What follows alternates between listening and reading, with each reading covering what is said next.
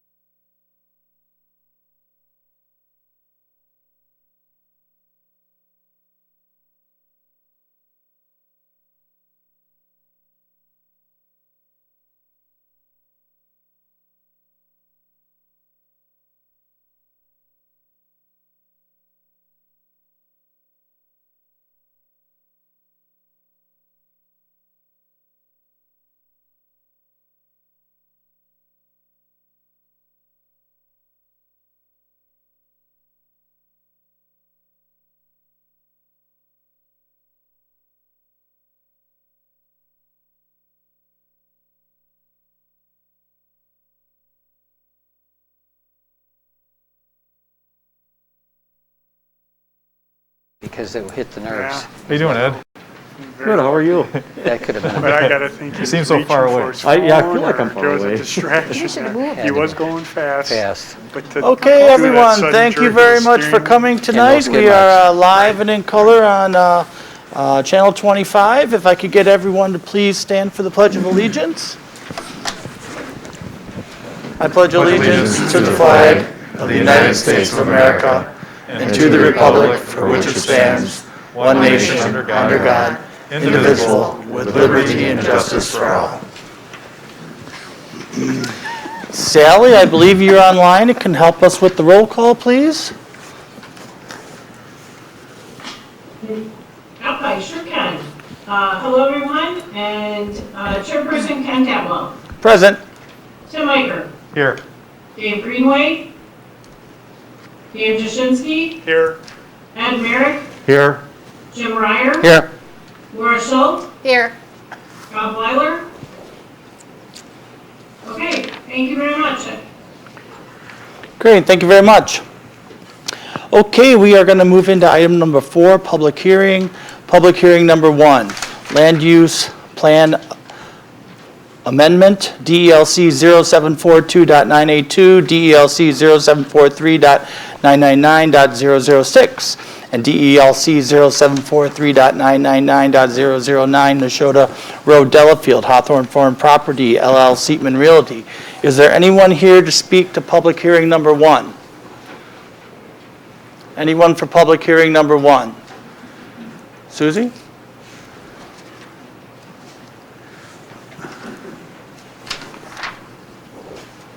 Susie Thompson, 700 Milwaukee Street.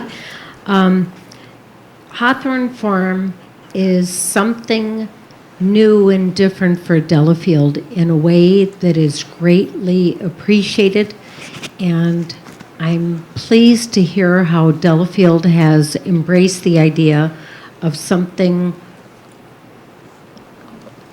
that has an opportunity for people that are looking now for properties to have something and stay in Delafield and not have to move elsewhere to get the opportunities they have here. It was warmly welcomed at the meeting on Monday night, and I know many people are here tonight to express appreciation of what they are bringing to Delafield. It's a bold step for Delafield as well as a developer, and I think it will be a landmark change for the city. So thank you. Great, thank you for your comments. Anyone else to public hearing number 1? Hearing none, public hearing number 1 is now closed. Okay, we'll move on to public hearing number 2. Topic zoning amendment, DELC 0742.982, DELC 0743.999.006, and DELC 0743.999.009, Nashotah Road, Delafield, Hawthorne Properties, LLC, Seatman Realty. Is there anyone here to speak to public hearing number 2? Public hearing number 2. Susie, did you want to speak to public hearing number 2 also? Okay.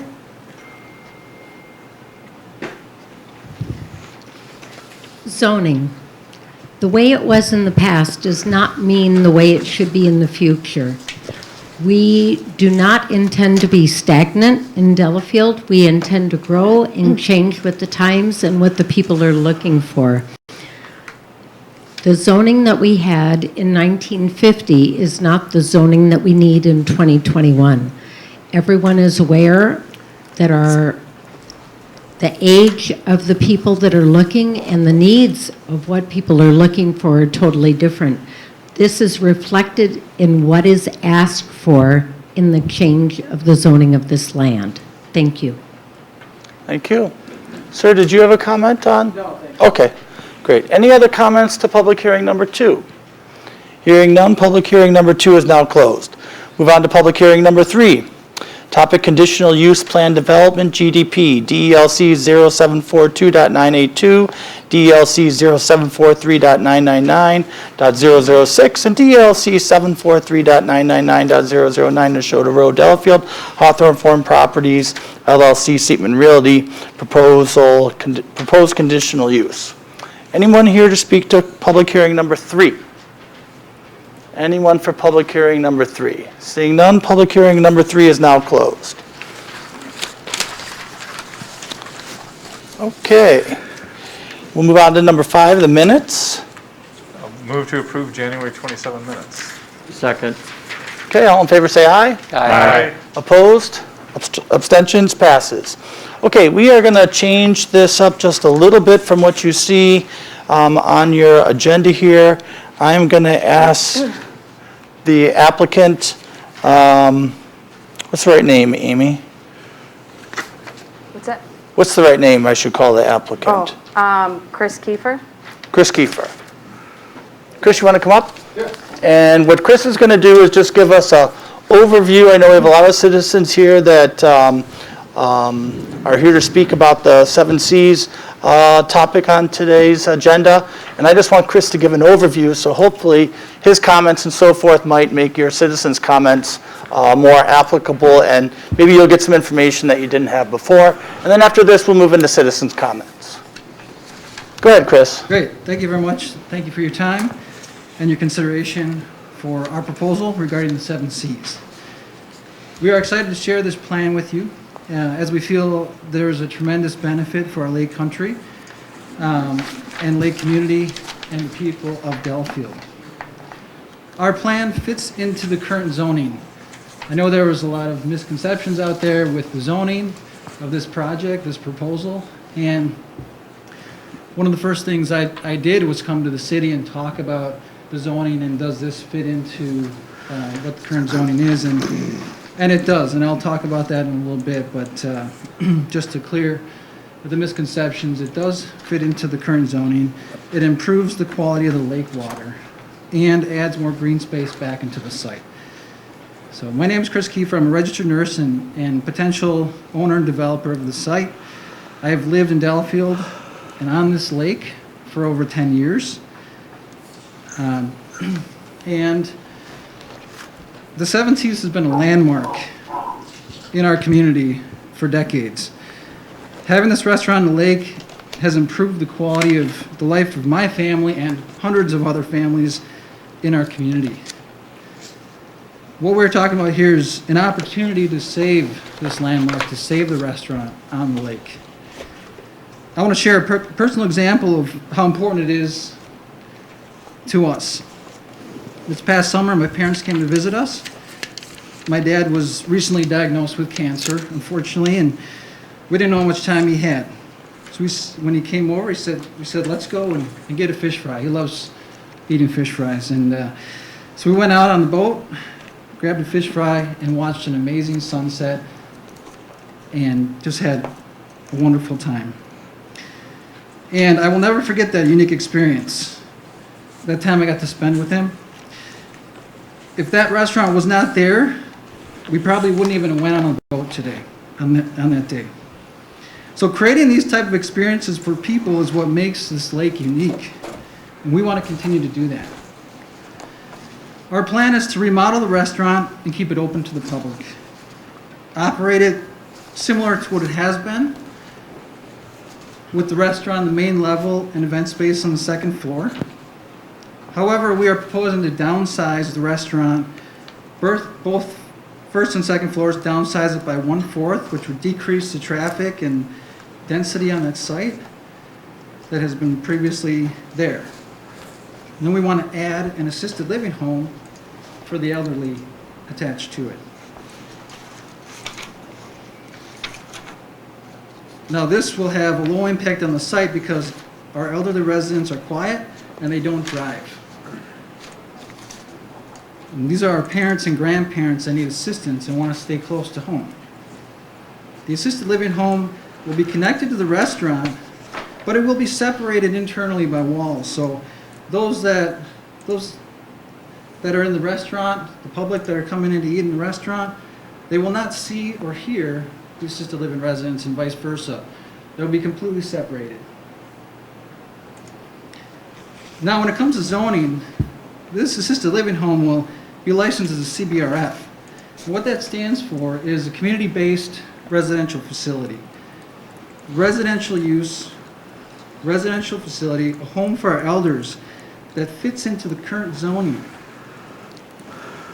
These type of licensed homes were developed by the state to improve the quality of life for our elders. The state does not want our seniors to be shipped off and isolated into institutional settings like they have been in the past. They want our elders to remain in our community in a residential setting as they have lived their whole lives. These CBRF communities are located all throughout our cities and all throughout our state, and most people don't even know that they're there. It's not going to be a nursing home. It's not going to be a rehab center. It's going to be a home for our elders. Now, I've met with a few neighbors closest to the Seven Seas to discuss this project more. One concern that is brought up is how will this property and this development affect my property value? There's been many studies over the past 30, 40 years all over the country regarding this question. How do CBRFs affect property value? In all the studies that I've read have said there's no adverse effects regarding property value. And I even printed off an article here I found published in the Wisconsin Press and said, quote, the majority of studies examining the impact of group homes on neighborhood property values have found that group homes do not adversely affect property values. So I think the majority of people view this as living next to mom or dad or grandma and grandpa is generally an okay and positive thing. They're clean, they're quiet. We have a lot of neighbors in our other communities that volunteer. They come and socialize and play games with our residents. They bake cookies and share some laughs. The proposed addition is designed to blend into the neighborhood with the height similar to the existing building, with residential finishes. So we're planning to maintain a larger setback than is required to the neighbor to the south, approximately 25 feet, and plant some extra landscaping to help create additional buffers to the neighbors. The existing outside pavilion will be taken down, which would significantly cut down on the noise that was previously created by the 7 Cs. I spoke to Mr. Schuman, the property owner to the south, and he was happy to hear that the proposal would eliminate the noise that was previously created in the outdoor space. The unit sizes are more like large bedrooms and bathrooms with approximately 300 to 500 square feet. Some will have kitchenettes. So they're not like a big apartment, they're a smaller size. All the cooking is done in the common kitchen, and the meals are served in a common dining room, much like you would do at your house. Our residents do not drive. With our staff and visitors and restaurant parking calculations, we still end up with a surplus of parking spots. The residents will not have boats. Most of the slips will be open for boaters to come enjoy the restaurant. There are a lot of other benefits to the project, including increased tax revenue for the city. We're a for-profit company, so this project will help support and increase the city's tax base. So overall, we feel that this is a wonderful project for the city and the lake community. There are a lot of people in the community that support this project. Keep that in mind. It improves the site, it fits into the neighborhood and zoning, and it meets all the city requirements. We hope you will see the value this project brings to the community and vote to approve the conditional use. Thank you for your time. Great, thank you, Chris. Okay, next we're going to go into citizens' comments, and I see a lot of new faces here, so I have this document that I made early on when I became mayor, and I'm just going to read it to you because it's the easiest thing to do. When we just have a few people here, I don't read this, we don't have the rules, people generally speak as much as they need to, but when we have a full room, then we need to make sure we're moving the process along, and we need to be respectful of everybody's time, and we can't have a meeting that runs till 11, 12, 1 o'clock in the morning, right? So, okay, thank you for coming tonight. We're glad you're here. We're eager to listen to your comments on all items on or off the agenda, but please keep your comments to a maximum of 3 minutes. Please try not to repeat what others have said. Simply tell us you agree with their comments and add the new comments, any new comments you might have. I see some new faces, and we will help you through this process. If you're unsure of something, just ask. When you come up, we need your name and address first, then the Common Council will listen to what you have to say.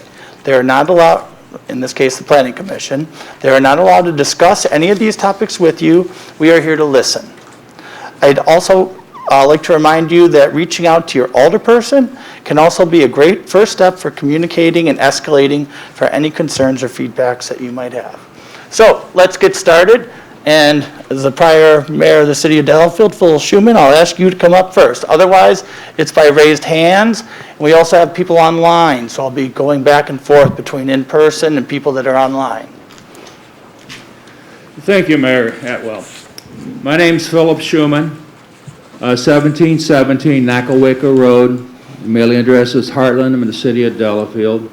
As the mayor says, I had the honor of being the mayor here for 1 term, and before that, the alderman for 8 years. So I want to thank each of you on the Planning Commission for your service to the city of Delafield.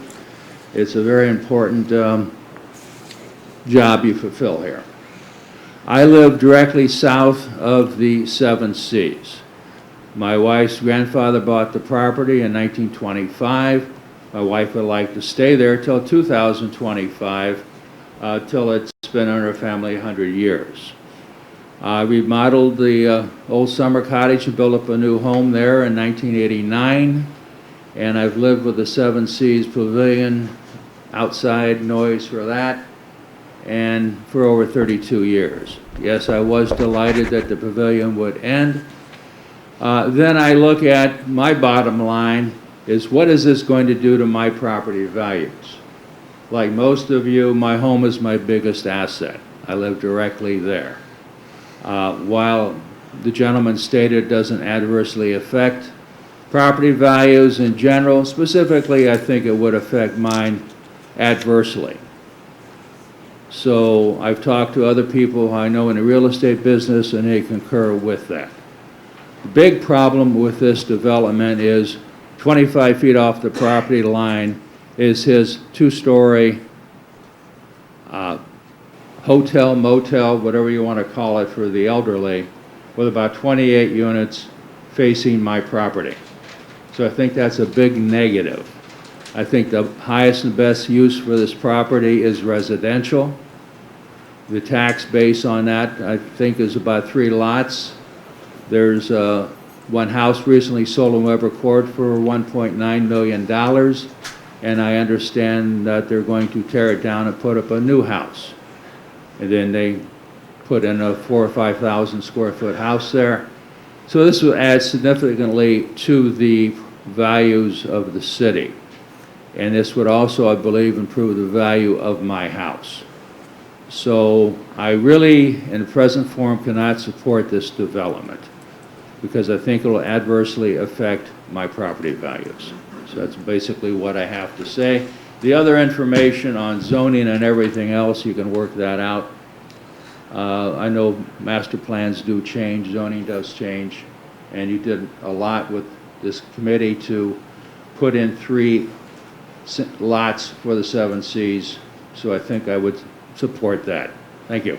Excellent, Phil. You came in 6 seconds under the 3 minutes. Perfect example, folks. Nicely done. Mr. Rail, how about we have you come up? Thank you.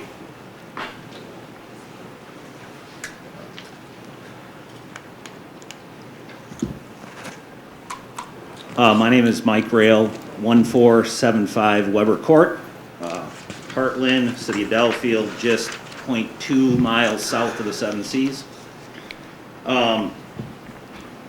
So I just want to say that I'm against this proposal, and I think when the committee compares this proposal or any proposal, they have to consider what's actually there, which is 3 residential lots. So, I mean, you can make comparisons to what was the 7 Cs, but it is no longer. It's 3 residential lots.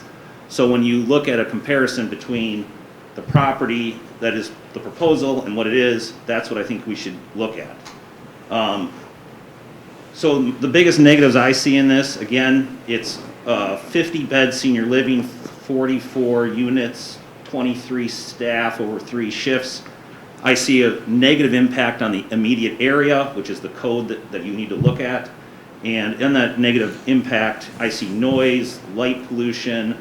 I agree with the decrease in property values, and it just doesn't fit the area. When you look at population density, you have residential lots, and you have the property across the street is zoned residential, low density, so that means 1 unit per acre. When you look at the lake itself, you have almost exclusively residential lots. The only condo complex is the Water's Edge condo at 7 acres, 16 units, 2.2 units per acre.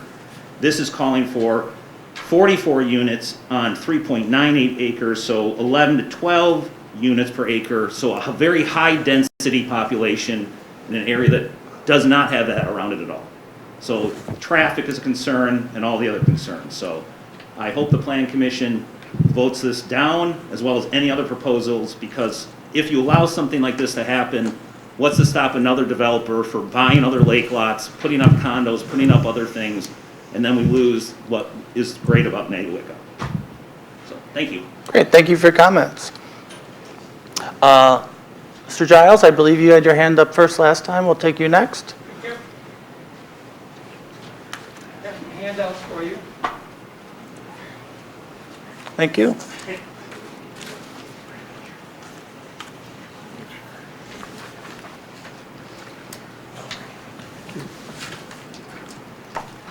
I took a little different path, and I try not to repeat anything that's been said. Can you identify Speak into the microphone. yourself, please? Sure. Jerry Giles. I live at 1607 Weber Court. We own 4 properties.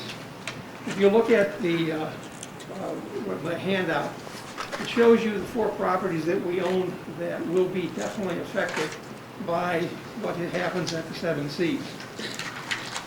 And moving forward, I am of course against what's being handled, what are being proposed.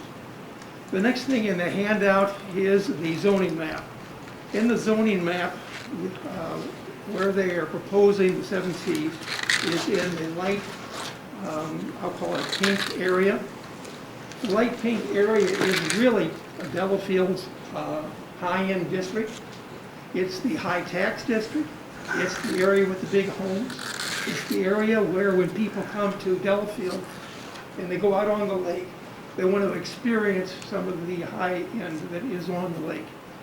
It's a very high-tax district, and so I think that we have it's reasonable for us to have more exclusion. I do not agree with the proposal.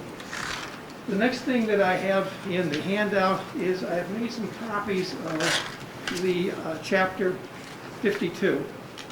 And in that chapter, I've highlighted areas that I think are substantial in effect, demonstrating that this is the wrong thing for this location.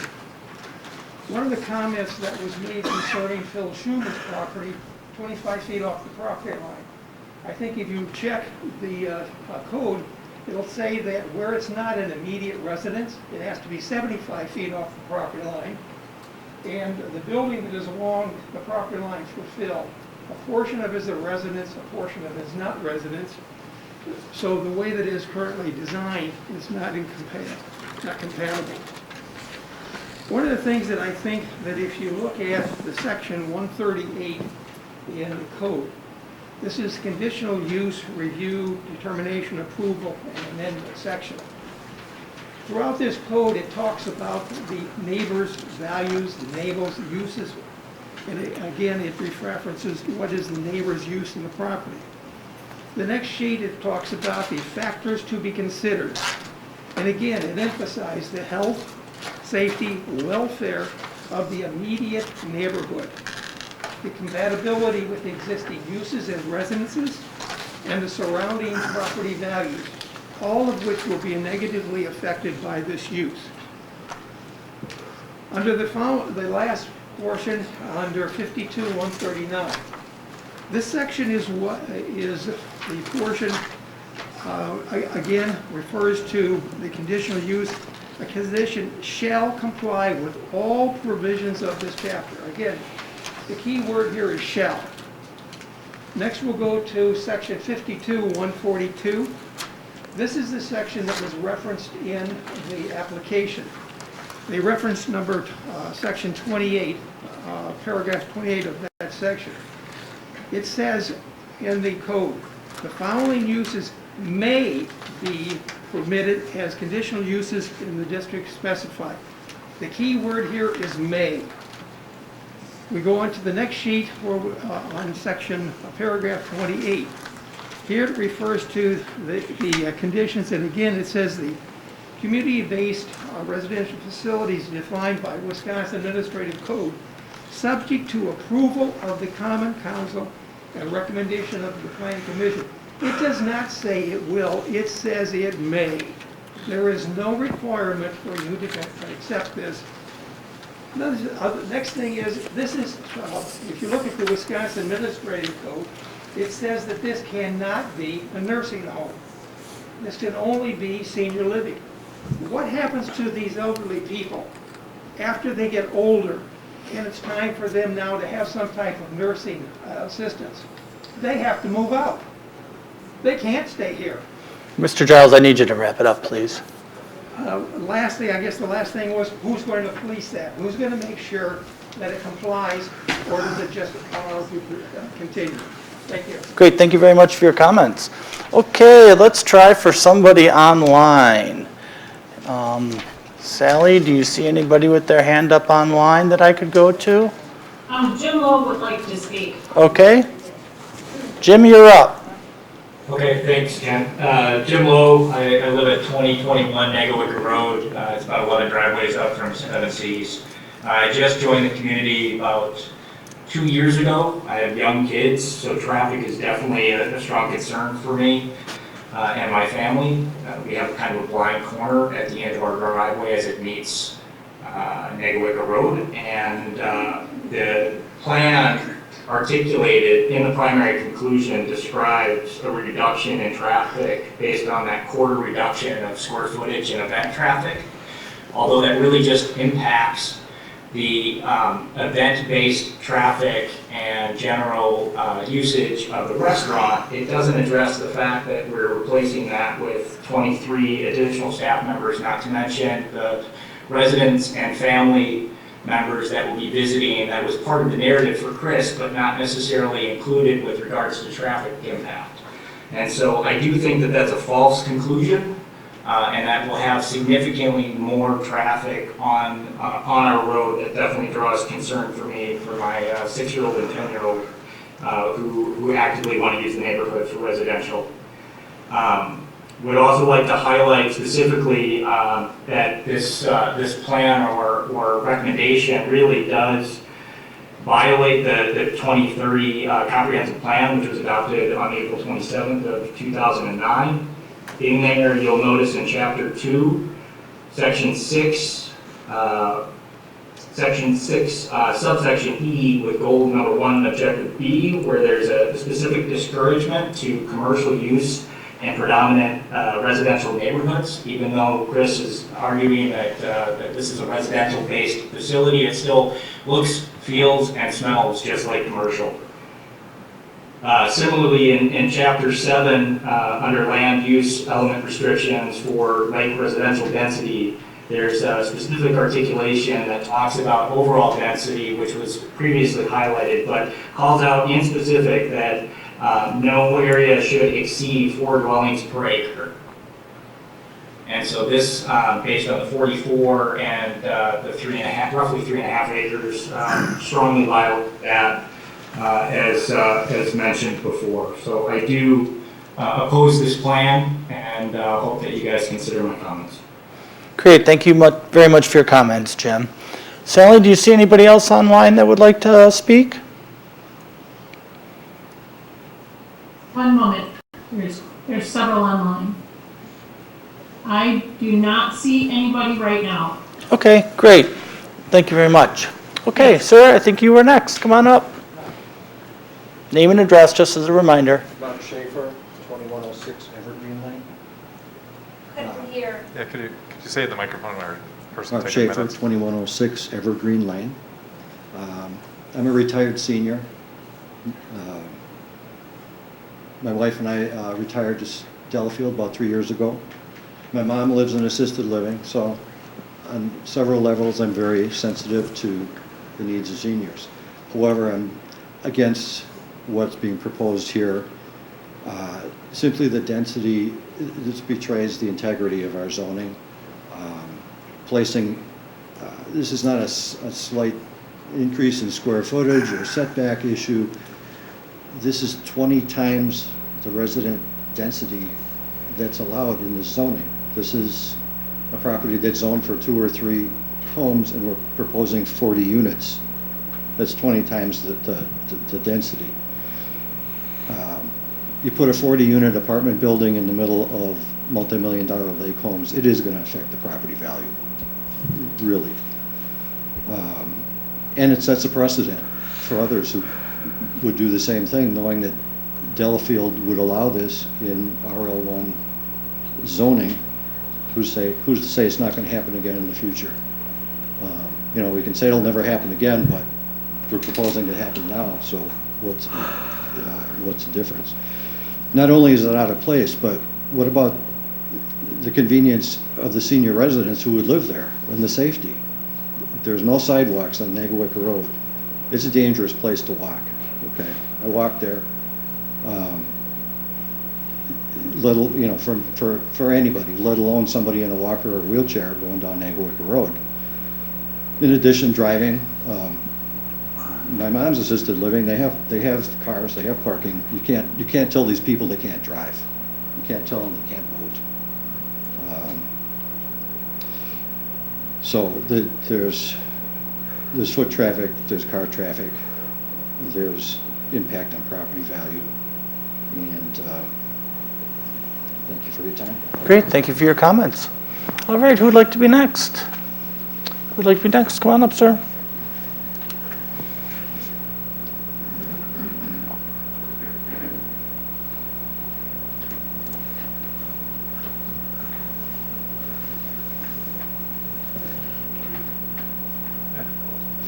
I'm, Oh, now I know who you are. 2012 Nagowick Road, or Wisconsin. What was it? I have read Chapter 52 of the Delafield Municipal Code. I've also read the intent of the zoning code as well as Article 5 regarding the site plan review. The proposal that you heard tonight from Castle Senior Living and any future proposal in any form or iteration from Castle Senior Living regarding the subject property is in direct violation of Chapter 52 of the Delafield Municipal Code. It is also in direct violation of and is not consistent with the City of Delafield's master plan. It's fully expected by the people in our neighborhood tonight that you would consider a swift motion to deny this proposal, a seconding of that motion to deny this proposal, and a vote denying this proposal and any further variation of such by Castle Senior Living.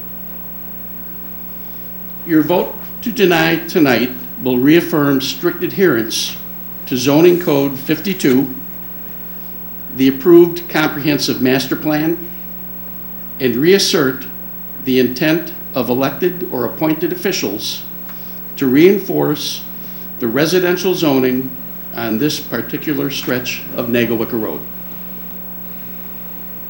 Thank you. Great, thank you for your comments, Mike. Okay, who'd like to be next? Come on up, sir.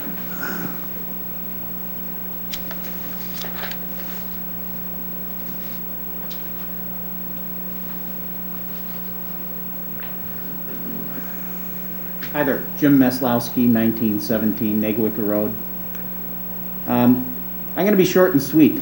I agree with everybody that has spoken before me. I don't believe this fits in the neighborhood. I do not believe it's consistent with any of the zoning or the master plan. I think it's unfair to the neighbors, to be very honest with you. I really like the decision you made previously to help the Weisgerbers and allow them to partition it into 3 lots. I think it fits very well. And I would like you to deny this and proceed with 3 lots on this property. Thank you. Great, thank you for your comments. Who would like to be next? Sure, come on up. Couldn't see you behind the pole. I was hiding on purpose. My name is Jim Strack. I live at 1829 Nagowick Road. My property is 3 doors north of the Seven Seas restaurant. I relocated here 18 months ago from Frankfurt, Germany, with the intent of buying a home on the lake where I could be with my family, my children, my dogs, which I have 3, 2 golden retrievers, and a very rambunctious doodle. Anyway, I looked into the property before I invested into it. We wanted a lake home. We wanted the freedom of being able to act and do what we want to do. That means my family, myself, my dogs. This is a violation of Chapter 52, Article 5, Municipal Zoning Code. Violates the city's comprehensive master plan and is a conflict to the residential neighborhood that I chose to invest in when I moved here from Europe. So I'll be really short and sweet. Thank you, and I would like you to consider voting this down and supporting the neighborhood that is in place today. Thank you. Great, thank you for your comments. Anybody else? Susie, you haven't talked on this one yet?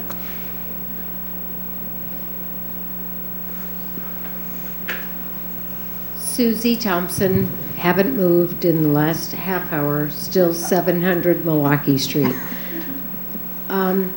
Chris, I really like the definition of what you were describing for the property. My dad had Parkinson's and did live in Oconomowoc in a senior living facility and ended up needing full nursing care. I like the idea, I like the look of the property, but I do not feel as a realtor for 30 years that the location is correct.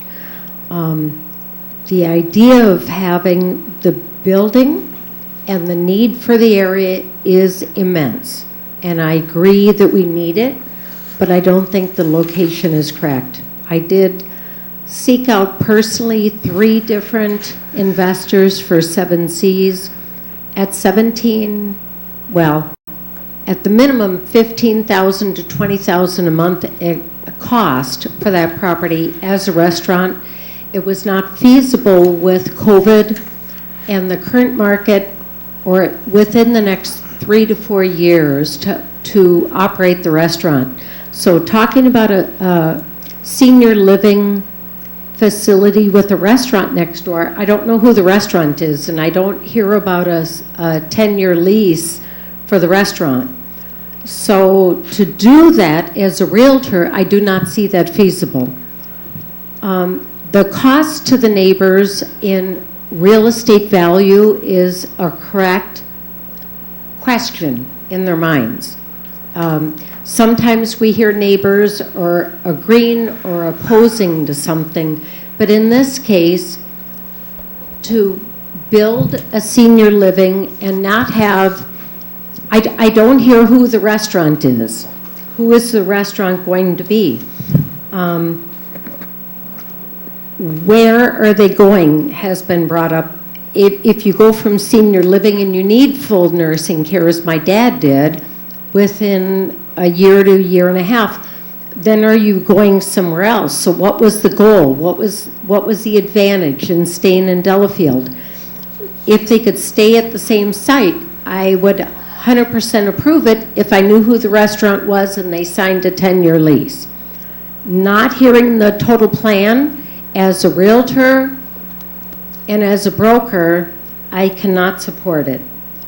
So I think the neighbors' concerns are reasonable, and for this reason, I'm sorry to say, Chris, normally I'm very much in support of growth in Delafield, but I don't hear the full plan working tonight at this moment. Thank you. Great, thank you for your comments. Would you like to come on up? From way in the back. Hello. Hi there, can you hear me? Yep. My name is Kellen Dorothy. I'm a resident of 3054 Stonebridge Isle. My husband and I were fortunate enough to move to Delafield 4 years ago and moved into a home on Negawicka. One of the big draws and appeals to us is the balance of how family-friendly this lake is. In addition to the fact that there was a place to go, the loss of 7Cs for us is huge because for us, having a restaurant is a destination on the lake. It gives us a place to host our friends and our family when they come in from out of town. We've had people fly from California, New York, Arizona to stay with us and to be able to take them out for a drink on the lake, a night out to dinner without having to cook has been a wonderful benefit. Also, the fact that the lake is that large and there's so many residents, having a sole restaurant on this lake to serve all these people provides a sense of community, not just for myself, but for my neighbors and people across the lake. So we are definitely in support of Chris's tenacity to save the restaurant. And I think the CBRF, I'll just say shortly, my husband's only comment was, well, now I know where we'll retire. So we are in support of Chris and his plans to start that there. Thank you. Great, appreciate your comments. Okay, anybody else? Come on up.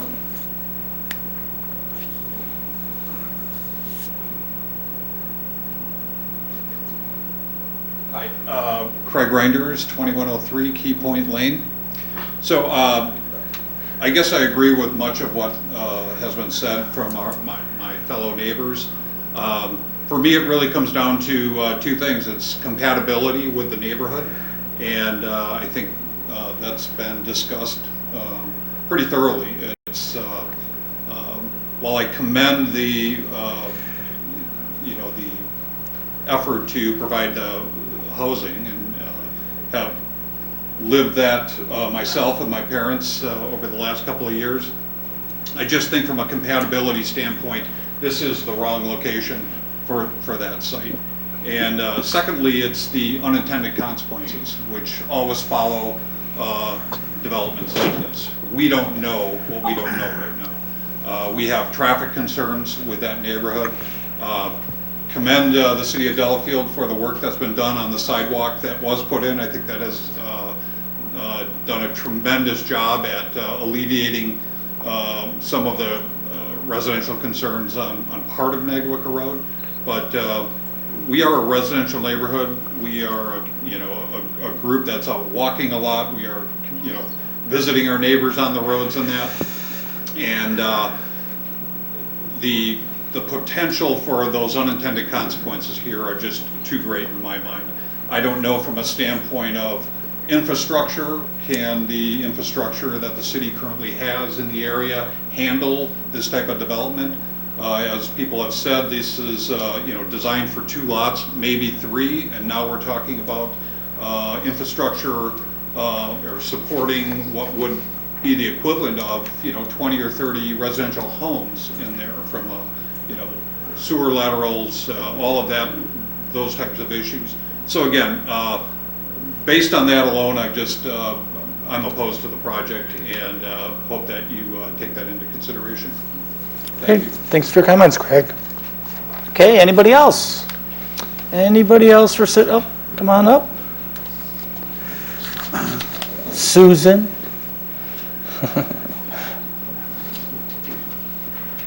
Susan McVeigh, 1711 Nagowica Road. I'll keep it short. I agree with everyone that they've stated above before me. I am opposed to this proposal. I think it is not in the best interest of the community or the lake. Thank you. Great, thank you for your comments. Anybody else? Anybody else? Anybody online, Sally? I don't want to miss anybody online. I don't see anybody at the moment. Okay, then citizens' comments are now closed.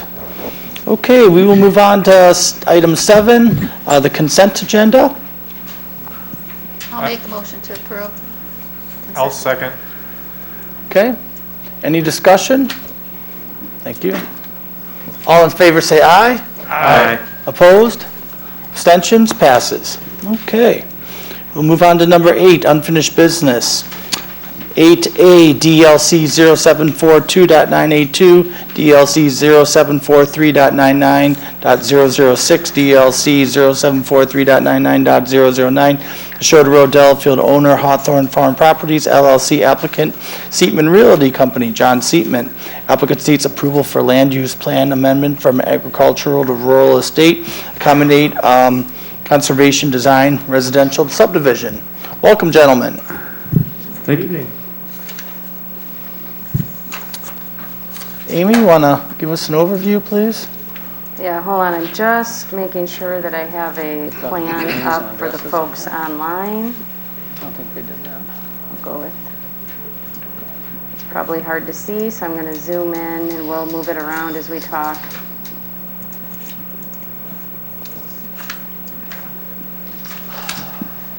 Okay, so we did give a presentation of the applicant's request and a summary of their proposal at the January meeting, or actually it was the December meeting, I believe. So I'm not going to go into any great detail about what they're proposing. That's been done, or how it complies with the ordinance. But I will touch on a couple of things that have either been provided in more detail or have changed since that meeting. So Area 1, I guess real quickly, is Phase 1. That's the north side of Neshota Road where they're proposing the 22 lots. There really aren't any changes there other than they did modify the emergency access point a little bit to be more in line with Neshota Road without making some sharp turns. And then in the Area 3, which is on the south side of Neshota Road, again, they proposed the emergency access point, which you can see in the red line here. Hopefully you can see that. And then the Plan Commission had requested that they also propose a trail along Neshota Road, which would be safer than using the trail in the backyard. So they are proposing a trail along the road now, which would be public, and eventually connect through the public park that they're proposing and the subdivision to the south. They are going to keep the other trail, but that will be private and used by the owners of the development. One thing to just note is because this is a future phase, they may or may not proceed with this exact design in the townhouse type feel. It may be this and or single family, so just keep that in mind. Right now they're at the rezone land use plan and general development plan stage, so that can be dealt with at the specific implementation plan stage when they get to that phase. But again, they would comply with the density standards in open space areas that we've been talking about. The other change is the Gnaw Farm was originally considered to be part of the application. That is Area 4. They are not going to include that, so that's not part of this land use plan amendment or rezone, and it's not in the current conditional use request either. But they do want to acknowledge that they may include the parcel in the future and would like to potentially have that transfer of development credit ability in order to accommodate what you can see. There's 4 parcels being shown along a future road extension that would lead to the adjacent property to the north. I guess the only thing I would say there is the land use plan does talk about and encourages transfer of development rights, but it calls for the zoning code having provisions associated with that. So in order for them to be able to do that, they do need to somehow include the Gnaw Farm in the development proposal. They don't have to necessarily do it in phase 1 because I think this is going to end up being a minimum of 2 and or 3 phases. But at some point, if they do want to transfer that credit, it needs to somehow be incorporated in a future phase. I hope you win this time. Same process went about 105K already. I do believe somebody online is going to need to mute themselves, please. Must be the cat. Then the road extension to the north, I think we talked about this in December, but it wasn't designed or shown. So now they have shown where they would propose a road extension, and if you can see on the plan, that darker gray area is where they are proposing that they would pay for and construct the improvements because they would also benefit from them with those 4 lots if they use the Gnaw Farm. Another option is, they can use density from that south side and move it to the north too if they still want to get lots here. But then they're asking that the remainder of the area be paid for and improved by the adjacent property to the north because that would be the only person benefiting from the improvement. So we would want that area to be reserved or dedicated to the city for that purpose. And then the trails, we talked about that a little bit. So the area shown on this map, and I'm sorry, it's a little hard to see, but the areas that are colored in blue are going to be private and used by all of the lot owners of the subdivision. So you can see the blue trails on the north and south sides of the road. And then the trail that's shown in red, which would be along Neshota Road, which then connects with the adjacent property to the south, or subdivision to the south, would all be public, and so would the emergency access points. But the emergency access points and those public trails would be, we're requesting that they be maintained by the lot owners because they're out there and using them on a regular basis where the city is not. At the last meeting, we talked about a 4-acre dedication. The park plan, shows an 8-acre, but it's been discussed in the past and current, and as part of this proposal, that a 4-acre park is very reasonable for the type of development that's being proposed and the density of the surrounding area. The developer has asked that the city purchase a portion of that acreage. We are recommending that they dedicate the entire 4-acre park because of the flexibility that they're being provided as part of the conditional use. It's a public benefit, and because the city has agreed to reduce the recommended parkland acreage overall. They did go to the Parks Committee twice, I believe most recently this week. And a discussion was had there. I don't know if the Parks Committee made a formal recommendation, but it sounds like they were supportive of the 4-acre park and the trail system that's being proposed. Jim, do you want to add any very brief comments? A brief comment. First of all, good to see both of you, Troy, John. Yes, we had a meeting on Monday, 22nd. We also had a previous meeting that we had on January 7th, but there had not been any decision reached either approving or disapproving the meeting. We wanted to look into it further. There were a couple of, overall, the plan was well received by our commission, but there were a couple of issues that we were trying to resolve that we hadn't completed, and we wanted to do a little due diligence, and I did follow up a little bit with that with John, and I'm going to do some more of that. Just to resolve it with the discussion we had, we'd like to be able to pursue that further. But overall, yes, it's the program, the plan is presented was well presented by both of them, and but there were issues that were raised by the commissioners, so there wasn't a collective decision that was warranted at the time. Okay, and then stormwater management, the applicants did provide some preliminary information. The engineer did submit a memo. It's provided in the packet dated February 12th. They'll need to provide that information and meet the requirements prior to getting specific implementation plan approval.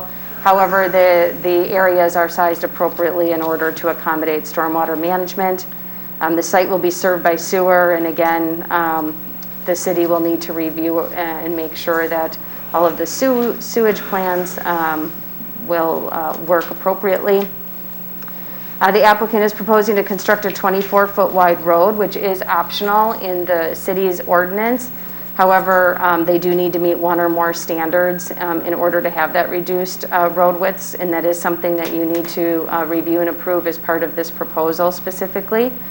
The applicants do meet the standards specified in the ordinance, one or more, and the two that I point out in the staff report is that the density is equivalent to 1 or more acres per dwelling unit at 1 per 2 acre, and the development will include the construction of pedestrian ways within the subdivision.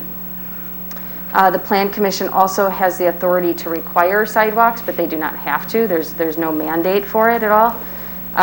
The previous subdivision that was proposed several years ago did not include sidewalks, and again, the applicant is not proposing sidewalks because they do have such a elaborate path system within the development. And so there's ample opportunity for pedestrian use as proposed.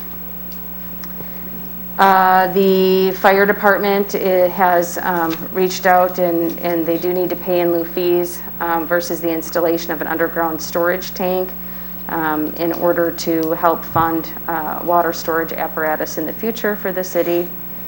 And then they are proposing landscaping, if I can go to it. They'll have a more complete landscaping plan as part of the specific implementation plan. But they are proposing some trees along the trail, and where they have the trail line up. Hold on, let me just try to find it.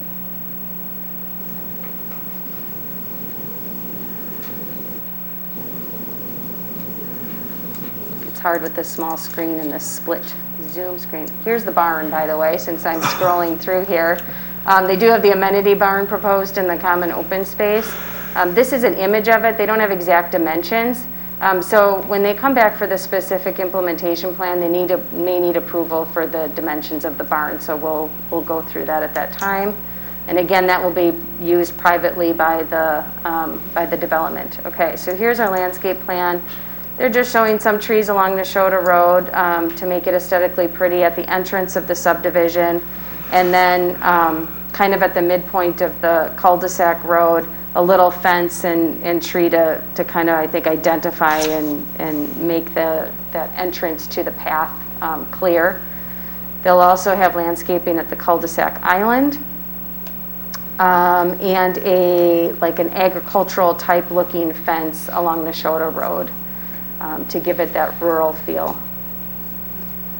They did submit in the packet draft subdivision restrictions. I will not go over those provisions. They're pretty typical for, a higher end subdivision. If you have any concerns, please feel free to bring those up. So I guess with that, unless the applicant has anything to add, the applicant can go ahead and provide any missing information, and the Plan Commission can ask questions, but then I do want to come back and talk about the recommendation. There is a draft ordinance provided in the packet with several conditions for approval of it'll include the land use plan amendment, the rezone, and the general development plan conditional use. John, did you want to add anything? Sure. Thank you, Amy. That's a very nice summary of the project, and I know we've been before you before on this, so I'll try to be brief. I just wanted to clarify a couple of things. One is that, I don't know, can everybody see this from where you're sitting? No. Now can you see it? You got that easel, man. Yeah, Scott can't see it. Grab the mic, please. Scott knows what it looks like. Okay, so just to clarify. Can you turn it a little bit so I can see? The trails are public and built by the developer from the southeast corner of the area 1 to the southwest corner of area 1, where it crosses over and eventually will be constructed down to a point where the park begins. That will all be built and paid for by the developer, maintained by the city as public trails. From this point, anything that's in the park we propose to be constructed by the city, primarily because the future of that park is uncertain. So then there's another segment here from the southwest corner of Area 3 down to Red Chapel Court that we would propose as a city-built trail as well. That is over private property owned by the Mission Prairie folks to the south. But I guess in our discussions on Monday, we talked about the park. Amy and I spoke about the park earlier tonight. And the park is really, the park plan is really based on a much higher density of development in this northwest quadrant. So we're not trying to get out of the park, but we're just trying to justify it for the city because it's a huge expense for the city to take on. Once you get it, you got to do something with it. You got to build it and improve it. So one of the concepts of conservation development is that it really removes the need for all of those park-like amenities because we build those park-like amenities into our neighborhood.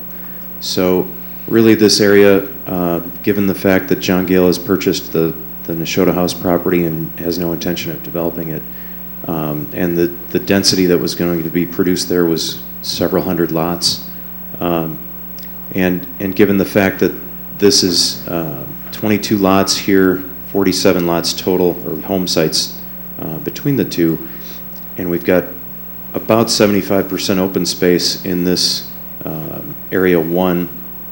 There's going to be a significant amount of open space in Area 2 as well as Area 3, all covered with common amenities that service this area. So we just brought up the question to the Park Commission that, is there really a need then for this park facility to be here, to be so large? So we asked the Park Commission to really consider what that use will be. Everybody shook their head and didn't know exactly what they wanted there. So there was talk of a small shelter for bikers to stop and get a rest in the shade or something like that, which is great. That would be great. And in fact, that would be an amenity that would go well with the community. It would probably serve more people outside of Delafield than not, because I know as a cyclist, I pass this area probably 5 or 6 days a week. So I'm very familiar with it, and the number of bikers that use it. So we just urge you to consider what that park need is in this area, and if the city would consider it, having this area for stormwater where the park is located would be a critical area for this area 3, simply because it's down at the lowest point on the property. So if stormwater were to be built, the stormwater controls in this little valley up here in the center area, there would have to be pipes underneath whatever park improvements were here to convey that water to the west. So with that, it's just, this park doesn't benefit this neighborhood, nor does it detract from it, because it's not property that we're going to use right now, other than the fact that it could improve the stormwater for everybody, not just the development itself. No matter what happens, the water is going to have to be retained and cleansed before it goes down to Upper Neshota Lake. So those were really the main points, and I guess, Troy, do you have anything to say? Just a few other comments. So on Monday before Park and Rec, John and I did spend a lot of time just talking about that, Jim, as we had mentioned that night, about what's the city going to do with it? How are they going to access it? How are they going to get maintenance crews on it? And is it going to become a thorn in the side of the city with nobody really using it, with nobody benefiting it? Jim, we talked a little bit that night, and we thought, well, maybe there'd be a potential trade-off. And I think that the owner would be agreeable to paying for these trails to be paved, to be improved. By these trails, just maybe identify what they mean. By the trails that are currently located on the proposed park area, as we have those proposed now, those would be a city cost to install and maintain. Would that be on Mission and Neshota? On Mission and Neshota, right. So they kind of tee with each other? Correct. Okay, and that would be in lieu of what we earlier discussed, a trail through the park itself, which would not happen. Which would not happen. Correct. So really what we've got here is the trail, the public part of the trail would be coming up Mission Road, going to the north, and where, as John mentioned, where it enters the proposed park area, the developer, their responsibility would stop there, and then the cities would take over to construct that. And what I'm saying is that in speaking with the owner, if the city would determines for itself that the park really doesn't do much, provide much of a convenience, the owner has agreed to take over the improvements, pay for those trails to be installed at the same time he's putting the other trails in. And would that be then who would own the park? There wouldn't be a park. Okay. There would be a dedicated trail, but without a park. Okay, so then the developer would own the trail. They own that 4-acre parcel. Correct, and as John said, that would probably be an area that would be conducive for stormwater management. The site flows to that area. Perhaps there'd be a little beveled edge or a carve out at the intersection where a rest stop, a gazebo, or something nice for cyclists as they're stopping. Mm-hmm. Maybe they stop, maybe they overlook the stormwater area. That's, I'm sure, going to be made very nicely. But the benefit to the city then would be to have those trails paved and constructed at the time of the development of that portion. And that would include the Neshota, complete of Neshota Road on the south? Correct. Yes. Yeah, that's correct. So where Neshota intersects with Mission, if that were agreeable, then the developer would pay for those trails. Correct. And that would go- Essentially, all of the trails that parallel Nashotah Road and Mission Road to Red Chapel Court would be built and paid for by the developer And then under as- that scenario. And then as far as maintenance is concerned? The maintenance would then be on the city. to As maintain. public trails. What's the timeline for that trail? For that? Well, that's a good question. It's hard to. What could it be? What could it be? Well, the east-west segment along the north side would be done right away because that would be the first development. The hard part about developing this, it's hard to describe it, but the hard part about developing Area 3 to the south is that when you build a trail and then you have to cross it once you have construction commenced, that's when it becomes a challenge. So I think we just have to revisit that and see what works best for the city and what works best for us. Well, I think it's important that we've communicated on this today, and that's a follow-up to our meeting on Monday. Yes. And I would be happy to be able to now share that with the other commission members. And I think it was part of the due diligence that we said we had to do to follow up on the meeting. So I really appreciate you coming forward with that tonight, and so I can communicate that, and we can hopefully resolve that issue then and set that on. And I think with the recommendations that have to be done here, Park and Rec should have an opportunity to review and recommend at that time, because we didn't have a recommendation at this point. So I thank you for that. And as far as the other issue that I mentioned that John and I had talked about, involved the public trail, but only in part because we had to determine what the right-of-way issue was with regard to the utility. And I planned to follow up on that discussion with the utility so that our 5-year plan that we've completed now for Delafield has that portion in it, so we know where that is in conjunction with this particular development. Those are the only two things that I can recall which would form the basis of further discussion. You've answered the one, and I need to do the due diligence on the other. And you say the utility, Jim, are you talking about the ATC? Yes, the ATC. Okay. That's on the north side. So, and I guess maybe I'm too close to this because we just had the meeting on Monday, we only know, but it's the north side next to Glen Park. If you want to just put your finger on that one, it goes straight up. There it is. That's an east-west development, east-west from Lakeland Drive toward Sawyer Road through Binkowski and Knopf property. That goes, and that's part of the 5-year plan, but subject to a review with the ATC as to any right-of-way issues and any engineering issues that we need Public Works to also review. And I've talked to Dan about that already, just to move forward on it so we have some understanding of what the factual basis is upon which we can then make the recommendation. How does that right-of-way on the north end of all this impact what we have to decide today? Well, we don't know. We're not going to decide today. The commission, our commission. No. Yeah. So what does that have to do with? I think, Tim, the 5-year plan shows a trail using the ATC right away. So how can that affect however, that? we've talked about that and how you've got the village of Nashotah and the village of Oconomowoc Lake. We have no control over what they're going to do with trail connections, and that using the right-of-way along Nashotah Road is a easier way to get a path through and become more continuous with adjacent lands. Well, so I thought it relates to the recommendation. I need to discuss it with our commission about what, once I learn that, as to what its position is on the plan. It's the only really now remaining issue that we have to resolve, and we need a factual basis for that. But here, the applicant's here tonight, Jim. The process is the planning commission makes these decisions, right? It's not back and forth with Park and Rec for the next who knows how long. The idea is the applicant is here, the applicant is before the planning commission is voting tonight.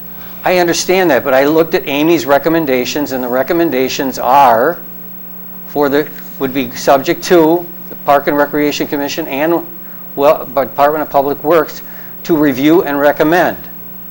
That's on it. Contingent upon Park and Recs and It's contingent upon a review and recommendation by Department of Public Works and the Park and Recreation Commission. I mean, I'll just say with that, because I knew you were meeting this week, and I thought that a recommendation we provided, so they have had 2 meetings with the Parks Committee, and we do want to keep this project moving, so. It has to keep moving. We only defer to Public Works for items where they have a building expertise on the plans that we've approved, right? That's not the kind of expertise Park and Rec is providing here. It's a different scenario. So I'm asking the Planning Commission to evaluate the information we have here, make a recommendation, and vote, right, on this project.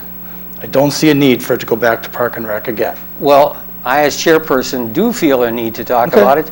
I haven't told them what they just came up with to this evening for them to at least evaluate and support or not. Well, you asked whether or not there was a support for our position, and I indicated to you that there was not because of these issues that we just had to look at. And thank you to John and Troy, they came up with a solution that I can share with the commission. And we can also, once I find the due diligence regarding the right-of-way, which relates to the public trail issue, that may be resolved as well. So these are things that I'm trying to get done. I have a question on that, Jim. How does a right-of-way issue on the north end of the property between Village of Oconomowoc Lake and Neshota impact this development? It was part of the overall plan that's been there since 2015, and what the plan provided was exactly that. So it's whether or not the plan is a guide. The 2020-24 plan subscribes to the same plan the 2015 to 19 is, and so we're trying to find a process by which that particular 5-year plan is valid. What open issue with the American Transmission Company is there to resolve before they can start building?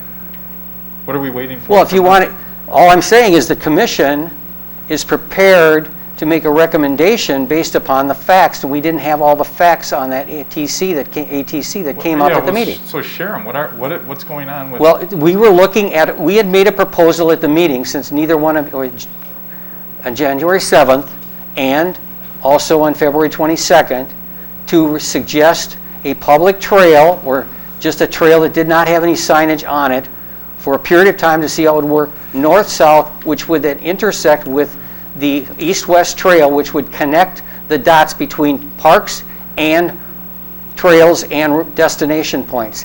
And if that doesn't work based upon the right-of-way issues that John had brought up at the meeting on Monday, as he indicated, the road to nowhere, then it goes nowhere. But we need to at least evaluate it with regard to the 5-year plan. And it's not going to take another couple of months. It's going to take one more meeting with Park and Rec when we finish it off. I mean, I can't make a recommendation here on behalf of Park and Rec on what I've just said Troy and John have told me, because I think it's a very reasonable solution to that problem involving. What was new with what you just heard that wasn't resolved on? Everything you're providing us was presented at the Park and Rec plan, and no motion was made one way or the other. No, they didn't make that recommendation they made tonight. What's at different that time? The path is the same, right? The path is the same. The path is the same. The path is the same. It's simply of the park. asking the city to reconsider the park, the need for the park. And if that becomes very complicated, or could lead to a delay in this, then I think we would. Of course it would. Yeah, no, I get it. What did Park and Rec have to say about the necessity of a 4-acre park in that corner based on the layout of this type of development? Well, I can't answer for Park and Rec. We've got 6 commissioners. Each one has their own opinion. What did you decide on Monday? You've seen this twice, right? Wait. No, this proposal's been discussed at Park and Rec 2 times? It's been discussed. It was discussed on January 7th, and then it was discussed on February 22. After that meeting, when I was preparing for this meeting, I see on the proposal, on the Amy's report, that at that time, there was a reconsideration where the developer is now asking the city purchase a portion of the proposed 4-acre park, rather than dedicating the entire acreage to the city and requesting that the city construct and pay for the recreational path that is proposed with the park acreage and the extension of the Mission Prairie subdivision.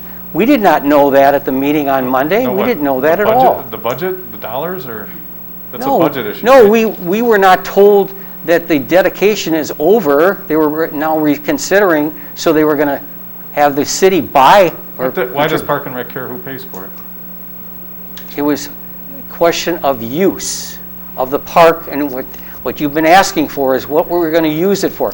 The commissioners were concerned about what we were going to use it for, and we needed to know further what the plans were. And that plan has been answered right here favorably. Okay. And I favor that. That sounds good to me. What are we waiting for from Public Works? What do We always review these. Just Yeah, they just to review, reconcile. to reconcile road construction details and things like that, not during the GDP, but during the SIP. Do you see anything that would prevent?